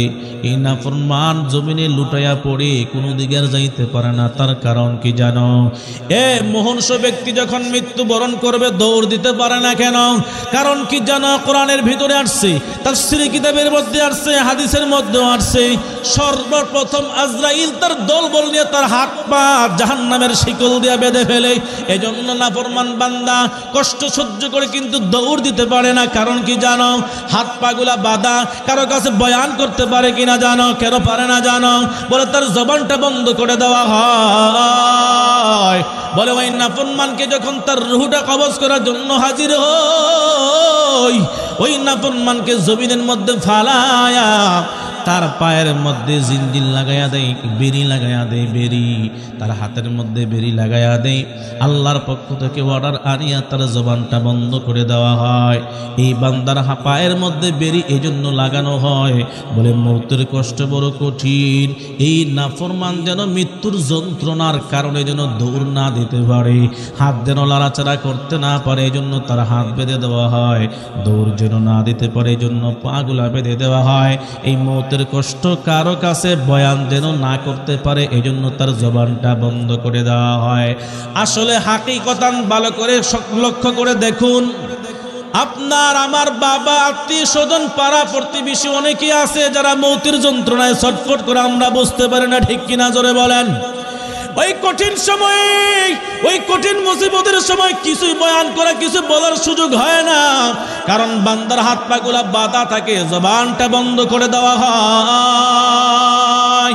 পয়গম্বর এবার ডাকে বলে, ও আজরাইল, নাফরমানের রূহটা কিভাবে কবজ করা আরম্ভ করো, একটু বয়ান করো। বলে, আল্লাহর নবী গো, যখন নাফরমানকে দুনিয়ার জমিনে ফালাইয়া দেওয়া হয়, তখন আমি আজরাইলের হাতে জাহান্নাম থেকে একটা হাতুড়ি নেওয়া, সেই লোহার হাতুড়িটা জাহান্নাম থেকে গরম করানো, ওই হাতুড়িটা দিয়া নাফরমানের পায়ের বৃদ্ধাঙ্গুল থেকে আমি পিটানো আরম্ভ করি।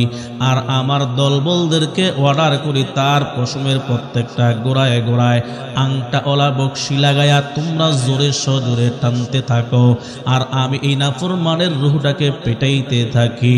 আজরাইল বলে, আমি যখন এই নাফরমানের রূহটা পেটানো আরম্ভ করে দেই, এই রূহটা দৌড় দিয়া তার পায়ের গোড়ালি পর্যন্ত আসে, বের হইতে চায় না। আবার যখন পিটানো আরম্ভ করি, তখন পায়ের গোড়ালি পার হইয়া বান্দা হাঁটু পর্যন্ত দৌড়াইতে থাকি। ডান দিক তাকায়, বাম দিক তাকায়, কারো কাছে বলতে পারে না। ডান পাশে ছেলে বসা, বাম পাশে বন্ধু বান্ধব আত্মীয় স্বজন বসা, এই বান্দার চোখের পানি ছেড়ে আর কান্না করে হা করে তাকায়া থাকে। সন্তানরা মনে করে বাবা পানি খাইতে মনে চায়, আঙ্গুল দিয়া ওই চামচ দিয়া ওই বাবার মুখের মধ্যে, মায়ের মুখের মধ্যে পানি দেয়। দুনিয়ার মানুষ বুঝায় তোর বাবা পানি চাইতেছে। আমার মায়ার নবী বলেন, এই নাফরমানের রূহটা যখন কবজ করা হয়, এই নাফরমানের পানির পিপাসা এত পরিমাণ হয়ে যায়, 7 সমুদ্রের পানিও যদি বান্দার মুখে ঢেলে দেওয়া হয়, এই নাফরমানের তৃষ্ণাটা মিটবে না, মিটবে না, মিটবে না। দুনিয়ার পানি দিয়া তার পিপাসা মেটানো যাবে না। এর নবীর উম্মত আজরাইল তারপরে বয়ান করে, ও নবী আপনি শোনেন, যখন এই নাফরমানের রূহটাকে আমি হাতুড়ি দিয়া পেটানো আরম্ভ করে দেই, তখন দৌড়াইতে দৌড়াইতে তার পায়ের হাঁটু পর্যন্ত দৌড়ে আসে, তারপর ও নাফরমানের রূহটা বের হইতে চায় না। আবার যখন সজোরে আঘাত করা আরম্ভ করে দেয়,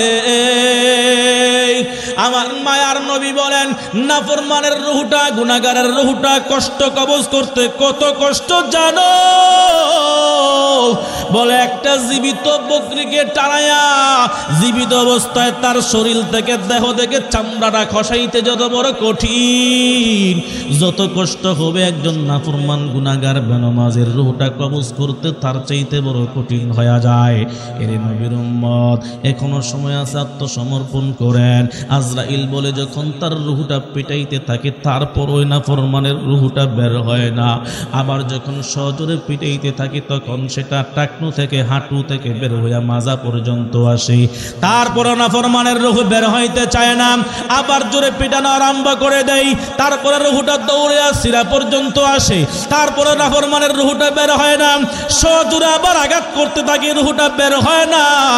এরপরে দেখবা পাগুলো অকেজ হয়ে গেছে, এখন পা আর লড়াইতে পারে না। চোখের সামনে আমার দেখা, পাগুলো আল্লাহ রাইতে পারে না, হাতের নখ থেকে পিড়ানো আরম্ভ করে হাতগুলো আল্লাহ রাইতে পারে না। বান্দা ডান দিকে তাকায়, বাম দিকে তাকায়, আত্মীয় স্বজনরা মনে করে সে কাঁদতেছে। এটা কিসের মায়া জানো? কিসের মায়া জানো? মানুষ, দুনিয়ার মানুষ মনে করে সম্পদের মায়া, সন্তানের মায়ার কারণে বান্দা দুনিয়ার জমিন ছেড়ে চলে যায়। এজন্য বান্দা সন্তানের মায়া কান্না করে, সম্পদের মায়া কান্না করে। আপন সন্তান পাশে বসা মনে মনে ভাবতেছে তার সন্তানের দিকে তাকায়া কান্না করি, কিন্তু আমার মায়ার নবী বলে, না না, এই নাফরমানকে যখন মৌতের কষ্ট দেওয়া হয়, সন্তানের দিকে বারবার তাকায়, ও সন্তান, এই দুনিয়ার জমিন তোমার জন্য আমি দিয়া গেলাম, ঘর দিয়া গেলাম, বাড়ি দিয়া গেলাম, বিল্ডিং দিয়া গেলাম, সম্পদ দিয়া গেলাম, মাথার গাম পায়ে ফালাইয়া তোমার জন্য সব কিছু করে দিয়া গেলাম। আজকে তুমি সন্তান আমার সামনে বসা, আমার চোখে আমার বিল্ডিংটা দেখতেছি, আমার চোখের সামনে আমি আমার সম্পদ দেখতেছি, আমি আমার চোখের সামনে আমার আত্মীয় স্বজন সবাইকে দেখতেছি, আমি আমার চোখের সামনে আমার আত্মীয় স্বজন সবাইকে দেখতেছি, কেউ আমার দুঃখ বুঝে না, কেউ আমার কষ্ট বুঝতেছে না, এই কষ্ট নিয়ে আমি কবরে যাইতেছি। তোমরা মনে করতেছো আমি সম্পদের মায়া কান্না করি, না না, তোমরা মনে করতেছো আমি সম্পদের মায়া কান্না করি, না না, আমার মরণের কষ্ট যে কত কঠিন কাউকে আমি বলতে পারলাম না। সাথে পাশেই সন্তান বসা, সন্তানও খবর জানে না, পাশে স্ত্রী বসা, স্ত্রীও খবর জানে না, আত্মীয় স্বজন পাশে বসা কেউ খবর জানে না, সম্পদওয়ালারা পাশে বসা কেউ তো তার খবর জানে না তার কি অবস্থা হইতেছে। আজরাইল বলে এই নাফরমানের রূহটা যখন ছটফট করতে থাকে, তার দেহের মধ্যে আঘাত করাই হয়, আঘাত করাই হয়, আর সেই ফেরেশতারা বকশি লাগে আর টানতে থাকে, তারপরে রূহটা বের হয় না। ভালো করে লক্ষ্য করে দেখবেন, কোন বান্দার রূহটা বের হয় জবান দিয়ে হা করে থাকে, কোন মানুষের রূহটা বের হয় চক্ষু দিয়া, চক্ষুগুলো পাক দিয়া থাকে। এই নাফরমানের দেহ থেকে রূহটা আলাদা হইতে চায় না, বড় কষ্ট করে সজোরে টানিয়া এই নাফরমানের রূহটা বের করা হয়। এই আল্লাহর বান্দা ভালো করে চিন্তা করে এই কবরের জিন্দেগিতে পা রাখিও, ভালো করে চিন্তা ফিকির করে মরণের প্রস্তুতি নিও। যদি তুমি আমি আল্লাহ না করুক নাফরমানের খাতায় ধরা খায়া যায়, গুনাহগারদের খাতারে কাতারে যদি ধরা খায়া যায়, মরণটা বড় কষ্টের মরণ হবে। এই নাফরমানের রূহটা যখন বাহির করা হয়, আজরাইল বলে নবী গো আপনি জানেন এই নাফরমানের রূহটা বাহির করার পরে এত দুর্গন্ধ, এত দুর্গন্ধ, সমস্ত ফেরেশতারা পর্যন্ত নাকের মধ্যে তুলা লাগায়া দেয়, নাকের মধ্যে কাপড় লাগায়া দেয়, গন্ধ যেন না ঢোকে। এই নাফরমানের রূহটা নিয়ে যখন আমরা উর্দু আসমানে উঠি, তখন সমস্ত আসমানের ফেরেশতারা দুর্গন্ধের কারণে তারা নাকের মধ্যে তুলা দেয় আর বদদুয়া করতে থাকে, কোন নাফরমান, কোন কুলাঙ্গার, কোন জাহান্নামীর রূহটা এখানে নিয়ে আসছো, এটা তো তার এখানে রাখার জায়গা না, এই নাফরমানের রূহটা জাহান্নামে নিক্ষেপ করে দাও। এই নাফরমানের রূহটা তখন জাহান্নামে নিক্ষেপ করে দেওয়া হয়। এর নবীর উম্মত, ওই কঠিন মুসিবতের সময় তোমার সন্তান পাশে বসা থাকবে, তোমার মা বাবা পাশে বসে থাকবে, কেউ তোমার আপন হবে না। যখন দেহ থেকে রূহটা বের হয়ে যাবে, তখন তোমার শরীরটা জমিনে থাকবে, পড়ে থাকবে, তখন তোমার এই শরীরটা মানুষ নামে পরিচিত হবে না, তখন তোমার নাম হয়ে যাবে লাশ। ঠিক কিনা জোরে বলেন? তখন লাশ, লাশ অর্থ হলো লাশাই। এই দেহের ভিতরে আর প্রাণ নাই। এই খাসা থেকে প্রাণ পাখি যখন বের হয়ে যাবে, ওই তোমার দেহটার চারানা কোনো দাম থাকবে না। ঠিক কিনা? এই দেহের ভিতরে যতক্ষণ পর্যন্ত প্রাণ থাকবে তোমার দাম। তুমি সমাজের বড় নেতা, তুমি সমাজের বড় এমপি, তুমি সমাজের বড় মন্ত্রী, যখন তোমার দেহ থেকে খাসা থেকে পাখি বের হয়ে যাবে, এখন তোমার মন্ত্রীগিরি নাই, এখন তোমার এমপিগিরি নাই, তোমার চেয়ারম্যানই নাই, তোমার মেম্বারই নাই, তুমি এখন বাবা না, তুমি এখন মা না, তুমি এখন বন্ধু না, তুমি এখন বান্দা না, বান্ধব না, তুমি এখন তোমার নাম হয়ে গেছে লাশ। ঠিক কিনা জোরে বলেন? এখন তোমার এই লাশের সামনে তোমার সন্তান থাকবে না, পাহারা দিতে রাজি হয় না, তোমার মেয়ে তোমার লাশের পাহারা দিতে রাজি হয় না, তোমার আত্মীয় স্বজন কেউ তোমার লাশের পাশে থাকে না। সন্তান দৌড়িয়া যাবে ইমাম সাহেবের কাছে, হুজুর আমার বাবা তো দুনিয়ার জমিন থেকে নাই হয়ে গেছে, মাকে একটু এলান করে দেন। সন্তান ইমাম সাহেবকে ডাইকে জাগায়া তুইলা দেয়। ইমাম সাহেব বলে কি ব্যাপার, এত রাত্রে কেন? বলে আমার বাবা মারা গিয়েছে, ইন্তেকাল করেছে, খবরটা প্রচার করে দেন। বলে জানাজা হবে কখন? বলে হুজুর সকাল সকাল, দেরি করে কোনো লাভ নাই। এরে আল্লাহর বান্দা ইমাম সাহেব চোখের পানি ছেড়ে ডাক দেয় যে এই বান্দাটা 60-70 বছর জিন্দেগি দুনিয়ার জমিনে গুজরায়া গেল, এই বান্দার কত দাম ছিল, কত দাপট ছিল, এখন বুঝি রুহুটা চলে যাওয়ার কারণে তার দাম কমে গেল। বাবাকে সকাল সকালই জানাজা পড়ে মাটি দিয়ে ফেলবা, তার কারণটা কি বলো? বলে হুজুর আব্বা যখন ইন্তেকাল করেছে, করে লাশ পাহারা দেওয়ার জন্য কোনো মানুষ খুঁজে পাওয়া যায় না। ঠিক কিনা জোরে বলেন? সন্তান যদি পারতো রাত্রিতে মারি দেওয়ার জন্য, এমনও সন্তান আছে ইমাম সাহেবকে বলে হুজুর তাড়াতাড়ি ব্যবস্থা করে না, এখন রাত্রে মাটি দিয়া ফেলবো। ঠিক কিনা জোরে বলেন? হে নবীর উম্মত, কার জন্য এই সম্পদ গড়াইয়া গেলা, কার জন্য এই কষ্ট মেহনত করে গেলা? কেউ তো তোমার আপন না। আপন হবে কারা? তুমি যদি চিন্তা করে দেখো, এ বান্দা যখন তুমি মরে গেলা, ইন্তেকাল করলা, তোমার লাশটা জমিনে পড়ে আছে, এখন চতুর্দিকে তোমাকে আগরবাতির ধোঁয়া দেওয়া হবে, তোমার শরীর থেকে কাপড়গুলা খুলিয়ে নেওয়া হবে, দেহ থেকে যা আছে সবগুলা খুলিয়া তোমাকে একটা চাদর দিয়ে আবৃত করে ফালায়া রাখবে। তোমার আত্মারা চতুর্পাশে ঘোরাঘুরি করবে আর কান্না করবে। বন্ধুকে দাইকা বন্ধুর কাছে হাজির, বন্ধু চোখে দেখবে না, সন্তান কান্না করে সন্তানকে বুঝাইতে চায়, সন্তানও দেখে না, আত্মীয় স্বজন কেউ তাকে দেখে না, মানুষ ব্যস্ত হয়ে গেছে, কেউ দৌড়াইয়া যাবে কাপড় কেনার জন্য, ঠিক কিনা জোরে বলে, কেউ দৌড়াইয়া যাবে কাপড় কেনার জন্য দোকানে, কেউ দৌড়াইয়া যাবে বাজারে বাঁশ কাটার জন্য, কেউ যাবে কবরস্থানে কবর খনন করার জন্য। তুমি এখানে পড়ে আছো, মুহূর্তের ভিতরে তোমার দাম নাই, কোনো দাম নাই, কোনো দাম নাই। এ আল্লাহর বান্দা, দুনিয়ার সব তোমার পর হয়ে যাবে। কবরস্থান রেডি হয়ে গেছে, কবর খনন করা হয়েছে, মানুষ এখন তোমাকে গোসল দিয়া যখন 3টা কাপড় দিয়া প্যাকেট বানায়া ওই কবরে যখন রাখবে, জানাজার নামাজের জন্য যখন প্রস্তুতি গ্রহণ করা হবে, যখন তোমাকে ঘর থেকে বের করা হবে, তোমার দেহটা, তোমার আত্মাটা কান্না করবে। যেই ঘরটার ভিতরে 60-70 বছর পর্যন্ত কাটাইলাম, যেই ঘরটাকে এত সুন্দর করে সাজাইলাম, গরমের দিনে ঠান্ডা এসি, ঠান্ডার দিনে গরম এসির ব্যবস্থা, 1.5 থেকে 2 লক্ষ টাকা দিয়ে খাটের ব্যবস্থা করলাম, মুজাকের ব্যবস্থা করলাম, টাইসের ব্যবস্থা করলাম, সুন্দর মখমলের ব্যবস্থা করলাম, কিছুই তোমার সাথে যাবে না। ওই সময় আত্মাটা কান্না করে আর বলবে, কার জন্য কি করে গেলাম? আর আমার আসল ঘর হলো কবর, কবরের জন্য কোনো চিন্তা ফিকির করলাম না। আমার আসল বাড়ি কবরটা কোথায় হবে তাও তো কেউ জানে না, ঠিক কিনা জোরে বলেন। আল্লাহর বান্দাকে গোসল দেওয়ার পর যখন কবরের দিকে নেওয়া হবে, আমার মায়ের নবী বলেন, এই নাফরমান কান্না আরম্ভ করতে থাকে, কোথায় নাও? যেই ঘরের কোনো খবর নাই, যেই ঘরে বালিশের ব্যবস্থা নাই, যেই ঘরে বিছানার ব্যবস্থা নাই, যেই ঘরে আলোর ব্যবস্থা নাই, একাকিত্ব ঘর, সাববিচ্ছুর ঘর, ওই অন্ধকার ঘরে তোমরা আমাকে নিয়ে যাচ্ছ। এই আত্মা আগের থেকে কান্না করতে থাকে আর মানুষের পেছনে পেছনে দৌড়ায়। লাশ নিয়ে যখন মানুষ কবরস্থানে পৌঁছে কবরে যখন রাখা হবে, ওই আত্মা মনে মনে ভাবে, আমাকে তোমরা কবর দেওয়ার জন্য, মাটি দেওয়ার জন্য আসছো, তোমরা মনে হয় আমার সাথী সঙ্গী হইবা। তখন দুনিয়ার কেউ সাথী সঙ্গী হয় না। যখন 2 জন মানুষ কবরে লাফ দিয়া নামে, ওই আল্লাহর বান্দা মনে মনে ভাবে, দুনিয়ার সব মানুষ দূরে চলে গেল, যেই 2 জন কবরে নামছে তারা মনে হয় আমার থেকে পৃথক হবে না, আমার সাথে থাকবে।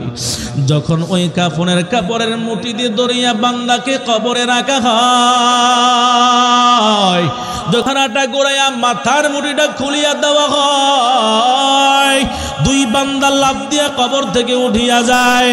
ওই রুহটা আত্মারা কান্না করে আরম্ভ করে, কি ব্যাপার? আমি তো মনে মনে ভাবছিলাম দুনিয়ার কোনো মানুষ আমার সাথী সঙ্গী না হলে তোমরা আমার সাথী হইবা, এখন দেখি তোমরা আমার পর হয়ে গেলাম। আমি কি খালি হাতে আসলাম? খালি হাতে আসলাম কবরে, কি খালি হাতে আসলাম? এই অন্ধকার কবরে আমি কিভাবে থাকবো? একাকিত্বর ঘর, যেই করে কোনো বাতি নাই, যেই করে কোনো বিছানা নাই, যেই করে বালিশের ব্যবস্থা নাই, যেই করে বন্ধু বান্ধব আত্মীয় স্বজন কেউ নাই, ওই একাকিত্ব ঘরে তোমরা আমাকে রেখে যাচ্ছ। আমি কিভাবে সেই ঘরে রাত্রি যাপন করব? এবার বান্দা মনে মনে ভাবতেছে, আমাকে যখন মাটি দিয়ে ফেলবে, আমার সন্তানরা মনে হয় আমার কাছে কিছুক্ষণ থাকবে। এরে আল্লাহর বান্দারে গোলাম, যখন 2 পা দিয়া পাড়ায়া মানুষগুলা মাটি দিয়া চলে যায় আর পড়তে থাকে, মিনহা খলাকনাকুম ওয়া ফিহা নুঈদুকুম ওয়া মিনহা নুখরিজুকুম তারাতান উখরা।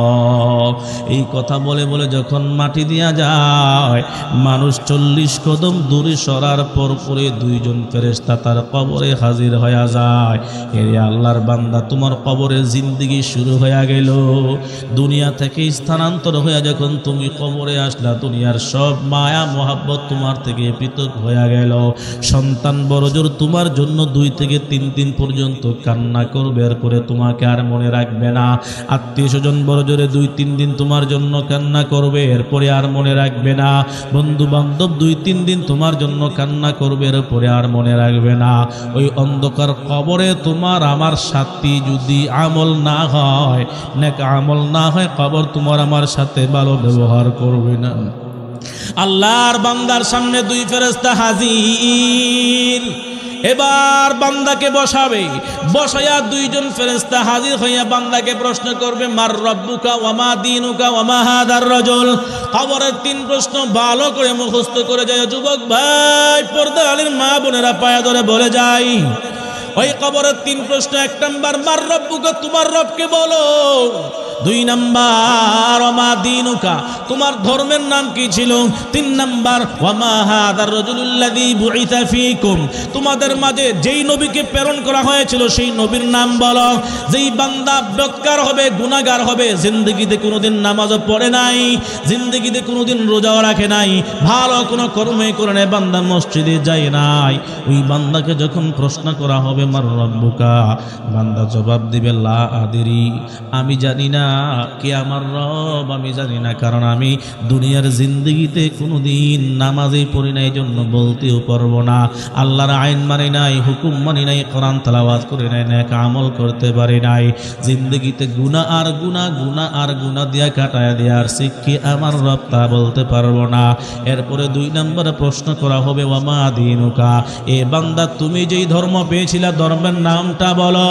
এ মুসলমান ইমানদার, যেই বান্দা ইসলাম ধর্ম জন্মগ্রহণ করার পরেও, মুসলমান হওয়ার পরেও, ধর্ম ইসলাম পাওয়ার পরেও যেই বান্দাটা ইসলাম ধর্মের আইন মানে নাই, অনুশাসন মানে নাই, ইসলামী লেবাস পরে নাই, ইসলামী শাসন দিয়া নিজেকে পরিচালনা করে নাই, নিজের ফ্যামিলিকে পরিচালনা করায় নাই, নিজের সমাজকে পরিচালনা করায় নাই, নিজের রাষ্ট্রকে ইসলাম দিয়ে পরিচালনা করায় নাই, ইসলামী আইন মানে নাই, ওই নাফরমানকে জিজ্ঞাসা করার পর নাফরমান বলবে লা আদিরি, কারণ আমি ইসলাম মানি নাই, কাফের মুশরিক বেঈমানদের বেশভূষা অবলম্বন করে চলছি, ইসলাম আমার কাছে ভালো লাগে নাই, বেঈমানদের কৃষ্টি কালচার আমার কাছে ভালো লাগছে। ওই নাফরমান সাথে সাথে বলবে লা আদিরি, আমি ইসলাম সম্পর্কে কিছু জানি না, ধর্ম সম্পর্কে কিছু জানি না। 3 নাম্বার প্রশ্ন করা হবে ওয়া মা হাদার রাজুল আল্লাযী বুইসা ফীকুম, তোমাদের মাঝে যেই নবীকে প্রেরণ করা হয়েছিল সেই নবীর নাম বলো। আল্লাহর নবীর নাম বলার পরেও বান্দা বলতে পারবে না, তার কারণ কি জানো? যেই বান্দা নবীর আদর্শ মানে নাই, নবীর সুন্নত মানে নাই, নবীর আদর্শ দিয়ে নিজেকে সাজায় নাই, বেঈমানদের কৃষ্টি কালচার দিয়ে জীবন পরিচালনা করেছে। এ যুবক ভাইয়ারা ভালো করে শোনো, আজকে তোমার মুখের লেবাস, আজকে তোমার চেহারার লেবাস, আজকে তোমার মাথার চুলের সাইজ, আজকে তোমার গায়ের জামাটা খেলোয়াড়ের মতন, বেদিনদের মতন, নায়কের মতন, গায়কের মতন, খোদার কসম করে বলে যাই, বড় করে শুনিয়া লও, এই বেদিনদের বেঈমানদের বেশভূষা দিয়ে নিজের জিন্দেগি যখন পরিচালনা করা যাবে, কিয়ামতের ময়দানে কবরের জিন্দেগিতে যখন তোমাকে প্রশ্ন করা হবে ওয়া মা হাদার রাজুল, বলো তো দেখি লোকটাকে, তোমার মুখ দিয়ে বের হইবে না, কারণ তুমি তো বেদিনদের বেশভূষা অবলম্বন করেছ, আমার নবীর আদর্শ মানো নাই, আমার নবীর আদর্শের মালা গলায় পরো নাই, আমার নবীর সুন্নত দিয়ে জীবন পরিচালনা করো নাই, এই জন্য তোমাকে জিজ্ঞাসা করার পর সাথে সাথে মুখ দিয়ে জবান দিয়ে জবাব আসবে লা আদরি। বান্দা 3 প্রশ্নের জবাব আসবে লা আদরি, আমি জানি না, আমি জানি না, আমাকে বিরক্ত করিও না। আল্লাহর পক্ষ থেকে জবাব আসবে, এই নাফরমান মিথ্যাবাদী দুনিয়ার জমিনে কত উলামায়ে কেরাম ডাকছে, নামাজের জন্য যায় নাই, 5 ওয়াক্ত মুয়াজ্জিনে মসজিদে দাঁড়ায়া দাঁড়ায়া ডাকছে আল্লাহু আকবার, আল্লাহু আকবার, হাইয়া আলাস সালাহ, হাইয়া আলাস সালাহ, হাইয়া আলাল ফালাহ, হাইয়া আলাল ফালাহ। নামাজের দিকে আসো, নামাজের দিকে আসো, কল্যাণের দিকে আসো, কল্যাণের দিকে আসো। এই নাফরমান কোনোদিন মসজিদে যায় নাই, এই নাফরমান কোনোদিন আমি আল্লাহকে সেজদা দেয় নাই, আমি আল্লাহর হুকুম কোনোদিন পালন করে নাই। এই নাফরমান মিথ্যাবাদী সব পাওয়ার পরেও এই নাফরমান আজকে কবরে হাজির। বান্দা মিথ্যা বলতেছে, তাকে এই কবরের ভিতরেই তার দেহের ভিতরে জাহান্নামের পোশাক পরিধান করায়া দাও, তার কবরে জাহান্নামের গালিচা বিছাইয়া দাও, কবর থেকে জাহান্নাম পর্যন্ত একটা সুড়ঙ্গ রাস্তা খুলিয়া দাও, জাহান্নামের আগুন দিয়ে কবরটা ভরপুর করিয়া দাও। এই নাফরমানের কবরের ভিতরে হাওয়া জাহান্নামের আযাব শাস্তি শুরু হয়ে যাবে। হাত পা বাঁধিয়া তার কবরে অগ্নিকাণ্ড জাহান্নামের আগুন জ্বালায়া দেওয়া হবে। ফেরেশতাদেরকে অর্ডার করবে নাফরমানের কবরে 70 থেকে 99টা বিষাক্ত সাপ সারিয়া দাও। এ আমার ভাইয়েরা ভালো করে বলেন, আজকে বাড়িতে ফেরার পরে যদি কামরায় যাইয়া দেখেন সামান্য ছোট্ট একটা সাপ দেখা যায় যেটার বিষ নাই, বলেন তো দেখি সেই কামরায় আপনি রাত্রে ঘুমাইতে পারবেন নাকি? বলেন, কেউ পারবেন না। আর যত সাহসী হোক না কেন, এই সাপকে বিদায় করার আগে কেউ ঘুমাইতে পারবেন না। এত বিশাল রুমের ভিতরে লাইটের ব্যবস্থা আছে, বিদ্যুতের ব্যবস্থা আছে, আপনজনরা সকলে সব দিক দিয়ে আছে, বেষ্টনী করার জায়গাও আছে। এ বান্দা, তারপরে তোমার ঘুম ধরবে না। কারণ কি জানো? বলে কারণ এই জন্য এটা বিষাক্ত না হইল তো সাপ, এই সাপকে রাখিয়া কেউ ঘুমাইতে পারে না, তোমারও ঘুমে আসবে না। তাহলে বলো বলো, যখন তুমি কবরের জিন্দেগিতে যাইবা, অন্ধকার কবরে যখন তোমাকে রাখা হবে, সেখানে কোনো ব্যবস্থা নাই, কোনো বন্ধু নাই, কোনো বান্ধব নাই, কোনো আত্মীয় স্বজন নাই, যোগাযোগ করার মতন কোনো ব্যবস্থা থাকবে না। ওই ছোট্ট একটা ঘরে 3.5 হাত কবর, ওই কবরে যদি তোমার জন্য 70টা থেকে 99টা পর্যন্ত বিষাক্ত সাপ ছেড়ে দেওয়া হয়, তাহলে বলো তো দেখি, তোমার আমার ঘুম মনে হয় নাকে তেল দিয়ে আসবে, ঠিক কিনা? আসবে না, কখনো না। সেই বিষাক্ত সাপ, দুনিয়ার জমিনে এমনও সর্প আছে বিষাক্ত সাপ, যদি একটু আঘাত করে 1 ঘন্টার ভিতরে বান্দা মৃত্যুবরণ করবে। আছে না নাই? জোরে বলেন। দুনিয়ার সাপের যদি এত বিষ হইতে পারে, আল্লাহ পাক রব্বুল আলামিন বলেন, পয়গম্বর জানায়া দেন, দুনিয়ার সাপের বিষের কারণে 1 ঘন্টার ভিতরে মৃত্যুবরণ করবে। কিন্তু আমি আল্লাহ তাআলা নাফরমানের জন্য যখন কবরে বিষাক্ত সাপ ছেড়ে দেব, এই নাফরমান মরবেও না, বাঁচবেও না। এই সাপের সুবুল খায়া, সাপের সুবুল খাওয়ার পরে নাফরমান বিষের বেদনায় কাতরাবে। শুধু 1 বছর নয়, 2 বছর নয়, একবার ধ্বংসন করলেই কমপক্ষে 70 বছর পর্যন্ত বিষের বেদনা থাকবে। 1টা অনা, 2টা অনা, 70 থেকে 99টা সাপ দেওয়া হবে। এর আল্লাহর বান্দা, এবার চিন্তা করো, ওই অন্ধকার ঘরে, যেই ঘরটার ভিতরে কেউ নাই, যোগাযোগের কোনো মাধ্যম নাই, তোমার মাকে শোয়া দিছো আজকে 10 বছর হয়ে গেল, বাবাকে শোয়া আসছো 5 বছর, 10 বছর, 15-20 বছর হয়ে গেল, কেউ তো আজও পর্যন্ত কবরের সামনে দিয়ে হাঁটছো, কিন্তু যোগাযোগের ব্যবস্থা নাই। জিজ্ঞাসা করতেও পারো নাই, আব্বা কি অবস্থায় কবরে আছেন, ও মা কবরে কি অবস্থায় আছেন? কারণ এটা দুনিয়ার জিন্দেগি দিয়ে স্থানান্তর হয়ে যখন কবরে যায়, কবরের খবর কেউ নিতে পারে না। এর আল্লাহর বান্দা, এখনো সময় আছে। যুবক ভাইয়েরা, পর্দালের মা বোনেরা, যারা নামাজগুলা পড়তে পারো না, যারা নামাজগুলা কাজা করতেছো, হে সুদখোর ভাই, হাতে পায়ে ধরে বলে যাই, যারা সুদের খাতায় নাম লেখায় রাখছো, জানো জানো, আমার মায়ার নবী বলেন, কোন বান্দা যদি একবার সুদ খায়, আপন মায়ের সাথে জিনার গুনাহ তার আমলনামায় লিখে দেওয়া হয়। নাউযুবিল্লাহ বলেন। কোন বান্দা যদি একবার সুদ খায়, সামান্য পরিমাণ, তার আমলনামায় 36 বার জিনার গুনাহ লেখা হয়। ওই নাফরমান সুদখোরের জন্য বড় কঠিন আযাব আল্লাহর পক্ষ থেকে কবরের মধ্যে তার জন্য 99টা সাপ। আমার মায়ার নবী বলেন, একদিন আমি ফজরের নামাজের পর সাহাবায়ে কেরামদের দিকে চেহারা করে যখন বসলাম, সাহাবায়ে কেরামদেরকে আমি জিজ্ঞাসা করলাম, ও সাহাবায়ে কেরাম, তোমরা কোন রাত্রে স্বপ্ন দেখছো নাকি? বলো। সাহাবায়ে কেরাম বললে, ইয়া রাসূলুল্লাহ, ইয়া হাবিবাল্লাহ, আমরা কেউ স্বপ্ন দেখি নাই।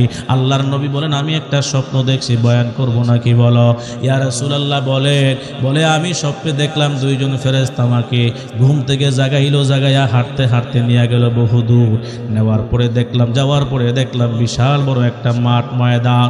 ওই ময়দানের পাশে একটা নদী, সেটা পানির নদী না, ওই নদীটা কিসের নদী? বলে পুজ আর রক্তের নদী, তার থেকে দুর্গন্ধ ছড়াচ্ছে। পাশে তাকায়া দেখলাম ওই নদীর কিনারে একটা বান্দা দাঁড়ানো অবস্থায় আছে। দাঁড়ানো অবস্থায় তার চতুর্পাশে অনেকগুলা বড় বড় পাথর। আবার ভালো করে নদীর মধ্যখানে তাকায়া দেখলাম আল্লাহর এক বান্দা সাঁতরাইতেছে। ওই বান্দারা যখন সামনে আসতে চায়, কিনারে আসতে চায়, নদীর কিনারে দাঁড়ানো ব্যক্তিরা বিশাল বড় একটা পাথর দিয়া তার চেহারায় আঘাত করে। ওই পাথরটা যায় তার চেহারার মধ্যে পড়ে, তার দেহটা ছিন্ন বিচ্ছিন্ন হয়ে যায়। আবার কিছুক্ষণ পরে তার শরীরটা আবার আগের মতন হয়ে যায়, মধ্যখানে হাজির হয়ে যায়। আবার সেখান থেকে সাঁতরে আসতে চায়, ওই বান্দারা আর একটা পাথর নিক্ষেপ করে। এরকম ভাবে কিছুক্ষণ পর পর একটা পাথর নিক্ষেপ করে। আমি জিজ্ঞাসা করলাম এই লোকটা কি, তার শাস্তি এমন কেন বলো? ওই ফেরেশতারা বলল, ও পয়গম্বর, এটা হলো সুদখোর, দুনিয়ার জমিনে সুদ খাইছে, এজন্য তার শাস্তিটা কিয়ামত পর্যন্ত হতেই থাকবে। এই নাফরমান যখন সাঁতরে সামনে আসতে চাবে, একজন ফেরেশতা তাকে আঘাত করতেই থাকবে। এই সুদখোর ভাইয়ারা যারা এখনো সুদের খাতায় নাম লেখায় রাখছো, তওবা করার সময় ঘনায় আসছি, এখনো সময় আছে, তওবা করে নাও। তওবার দরওয়াজা আল্লাহ খোলা রাখছে। আল্লাহ বলেন, খাঁটি দিলে যদি তওবা করতে পারো, আমি আল্লাহ তোমার তওবা কবুল করে বেগুনা মাসুম বানায়া দেব। সুদ থেকে নিজেকে হেফাজত করো। যারা নামাজ পড়ো না, নামাজের খাতায় নাম লেখায়া দাও। যারা জিনার খাতায় নাম লেখে রাখছো, এখনই তওবা করে নাও। যারা মিথ্যার খাতায় নাম লেখায় রাখছো, এখনই তওবা করে নাও। যারা গুনাহ দিয়া নিজের জীবনটাকে সাজাইছো, তওবা করে নাও। কারণ মরণ কঠিন, অল্প সময় আমাদের জিন্দেগির হায়াত, কেউ ওই দুনিয়ার জমিনে থাকতে পারবো না। এজন্য দুনিয়ায় থেকে আল্লাহর দরবারে আত্মসমর্পণ করে নাও। এ যুবক ভাইয়ার, নামাজ ছাড়বা না, মুখের মধ্যে দাড়ি আল্লাহ দিয়েছেন, এই দাড়ির মধ্যে আর বেলেট লাগাইবা না। 5 ওয়াক্ত নামাজ পড়নেওয়ালা যুবক ভাই সমাজের মধ্যে অভাব নাই, ঠিক কিনা জোরে বলেন? 5 ওয়াক্ত নামাজ পড়ে কর্ম করে সিএনজির ড্রাইভার, রিক্সার ড্রাইভার, রিক্সা চালক, চাষি ভাই আছে না নাই, জোরে বলেন? তুমি কেন পারবা না? চিন্তা করে দেখো, তোমার ভাই বন্ধুরা, আত্মীয় স্বজনরা 5 ওয়াক্ত নামাজ পড়তে পারে, তুমি কেন পারো না? তোমার কপালটা পুরাটাই পড়ে গেল। এখন থেকে সময় আছে, তওবা করে নাও। যারা সুদের খাতায় নাম লেখায় রাখছো, তওবা করে নাও। যারা গুনাহের খাতায় নিজের নিমজ্জিত করে রাখছো, তওবা করে নাও। খাঁটি দিলে তওবা করলে আল্লাহ তওবা কবুল করবে, জিন্দেগির সব গুনাহগুলো আল্লাহ মাফ করে দিবে, ঠিক কিনা? মরা লাগবে একদিন, মৃত্যুবরণ সকলকেই করতে হবে, জন্য কবরের সামান জোগাড় করে যাওয়া লাগবে, ঠিক কিনা জোরে বলেন? না হয় কবর ভালো ব্যবহার করবে না। নবীর মেয়েকে কবরে রাখার পরে সাহাবায়ে কেরাম বলে, এ কবর সাবধান, তুমি কি জানো কাকে তোমার মাঝে রেখে যাচ্ছি? তোমার মাঝে নবীর মেয়েকে রেখে যাচ্ছি, তোমার মাঝে হাসান হুসেন রাদিয়াল্লাহু তাআলা আনহুমাদের আম্মাজানকে রেখে যাচ্ছি, যিনি হবেন জান্নাতের সমস্ত মহিলাদের সর্দারনি। এমন একজন নারীকে তোমার মাঝে রেখে যাচ্ছি। হে কবর সাবধান, সাবধান, তার সাথে খারাপ ব্যবহার করিও না। কবর থেকে জবাব আসছে, কে নবীর মেয়ে, কে হাসান হোসেনের মেয়ে, কে এমপির মেয়ে, কে মন্ত্রীর মেয়ে, কে দানবীরের মেয়ে, আমি চিনি না। আমি চিনি একমাত্র আমল। বান্দার যদি আমলগুলা নেক আমল হয়, আমি কবর তার সাথে ভালো ব্যবহার করব। আর যদি বান্দার আমল নেক আমল না হয়, আমি কবর তার সাথে ভালো ব্যবহার করব না। দুনিয়ার জমিনে কত ক্ষমতাধর দেখলাম, যখন বান্দার ডেকসেট লাগায়া নাচানাচি করে, কুদাকুদি করে, তখন আমি মাটি, আমি কবর তাকে ডাকছে, তুমি আমার কাছে একদিন না একদিন আসাই লাগবে। যখন জমিন ছেড়িয়া যখন জমিন ছেদন করিয়া তোমাকে আমার মাঝে রাখা হবে, তখন আমি তোমাকে বুঝাবো আমার মাঝে দম্ভ অহংকার করে চলার কত কঠিন শাস্তি আল্লাহ তোমার জন্য ব্যবস্থা করে রাখছে। এর নবীর উম্মত, এজন্য দুনিয়ায় থেকে শুধরাইয়া যাও, নিজেকে আত্মসমর্পণ করে আল্লাহর কাছে সঁপে দাও, আল্লাহর সাথে মহাব্বত জড়াইয়া নাও, নবীর সাথে মহাব্বত জড়াইয়া নাও। তওবা করে খাটি দিলে তওবা করে কবরে যাও। না হয় কবর তোমার আমার সাথে ভালো ব্যবহার করবে না, না হয় তোমার আমার মরণটা ভালো মরণ হবে না। এই জন্য আজ থেকে ওয়াদা করলাম, আর কোনোদিন গুনাহ করবো না, কোনোদিন নামাজ ছাড়বো না, ঠিক কিনা জোরে বলেন? আর কোনোদিন নামাজ ছাড়বো না। এ যুবক ভাইয়ারা, এখন থেকে ওয়াদা করো, আর কোনোদিন নবীর সুন্নতি দাড়ির মধ্যে কোনোদিন বেলেট লাগাইব না। এই পাক্কা নিয়ত করে যদি আমরা তওবা করতে পারি, আল্লাহ তওবা কবুল করে জীবনের গুনাহগুলি মাফ করে দিবে। প্রত্যেকের নেক নিয়ত করে আজকে আদা করবো, আর কোনোদিন নামাজ ছাড়বো না। নিজেও নামাজ পড়বো, পরিবার পরিজনদেরকে নামাজের জন্য উদ্বুদ্ধ করবো। রাজি আছেন নি সবাই? কে কে রাজি আছেন? দুহাত তোলা, আল্লাহকে দেখায়া দেন। নারে তাকবীর, নারে তাকবীর।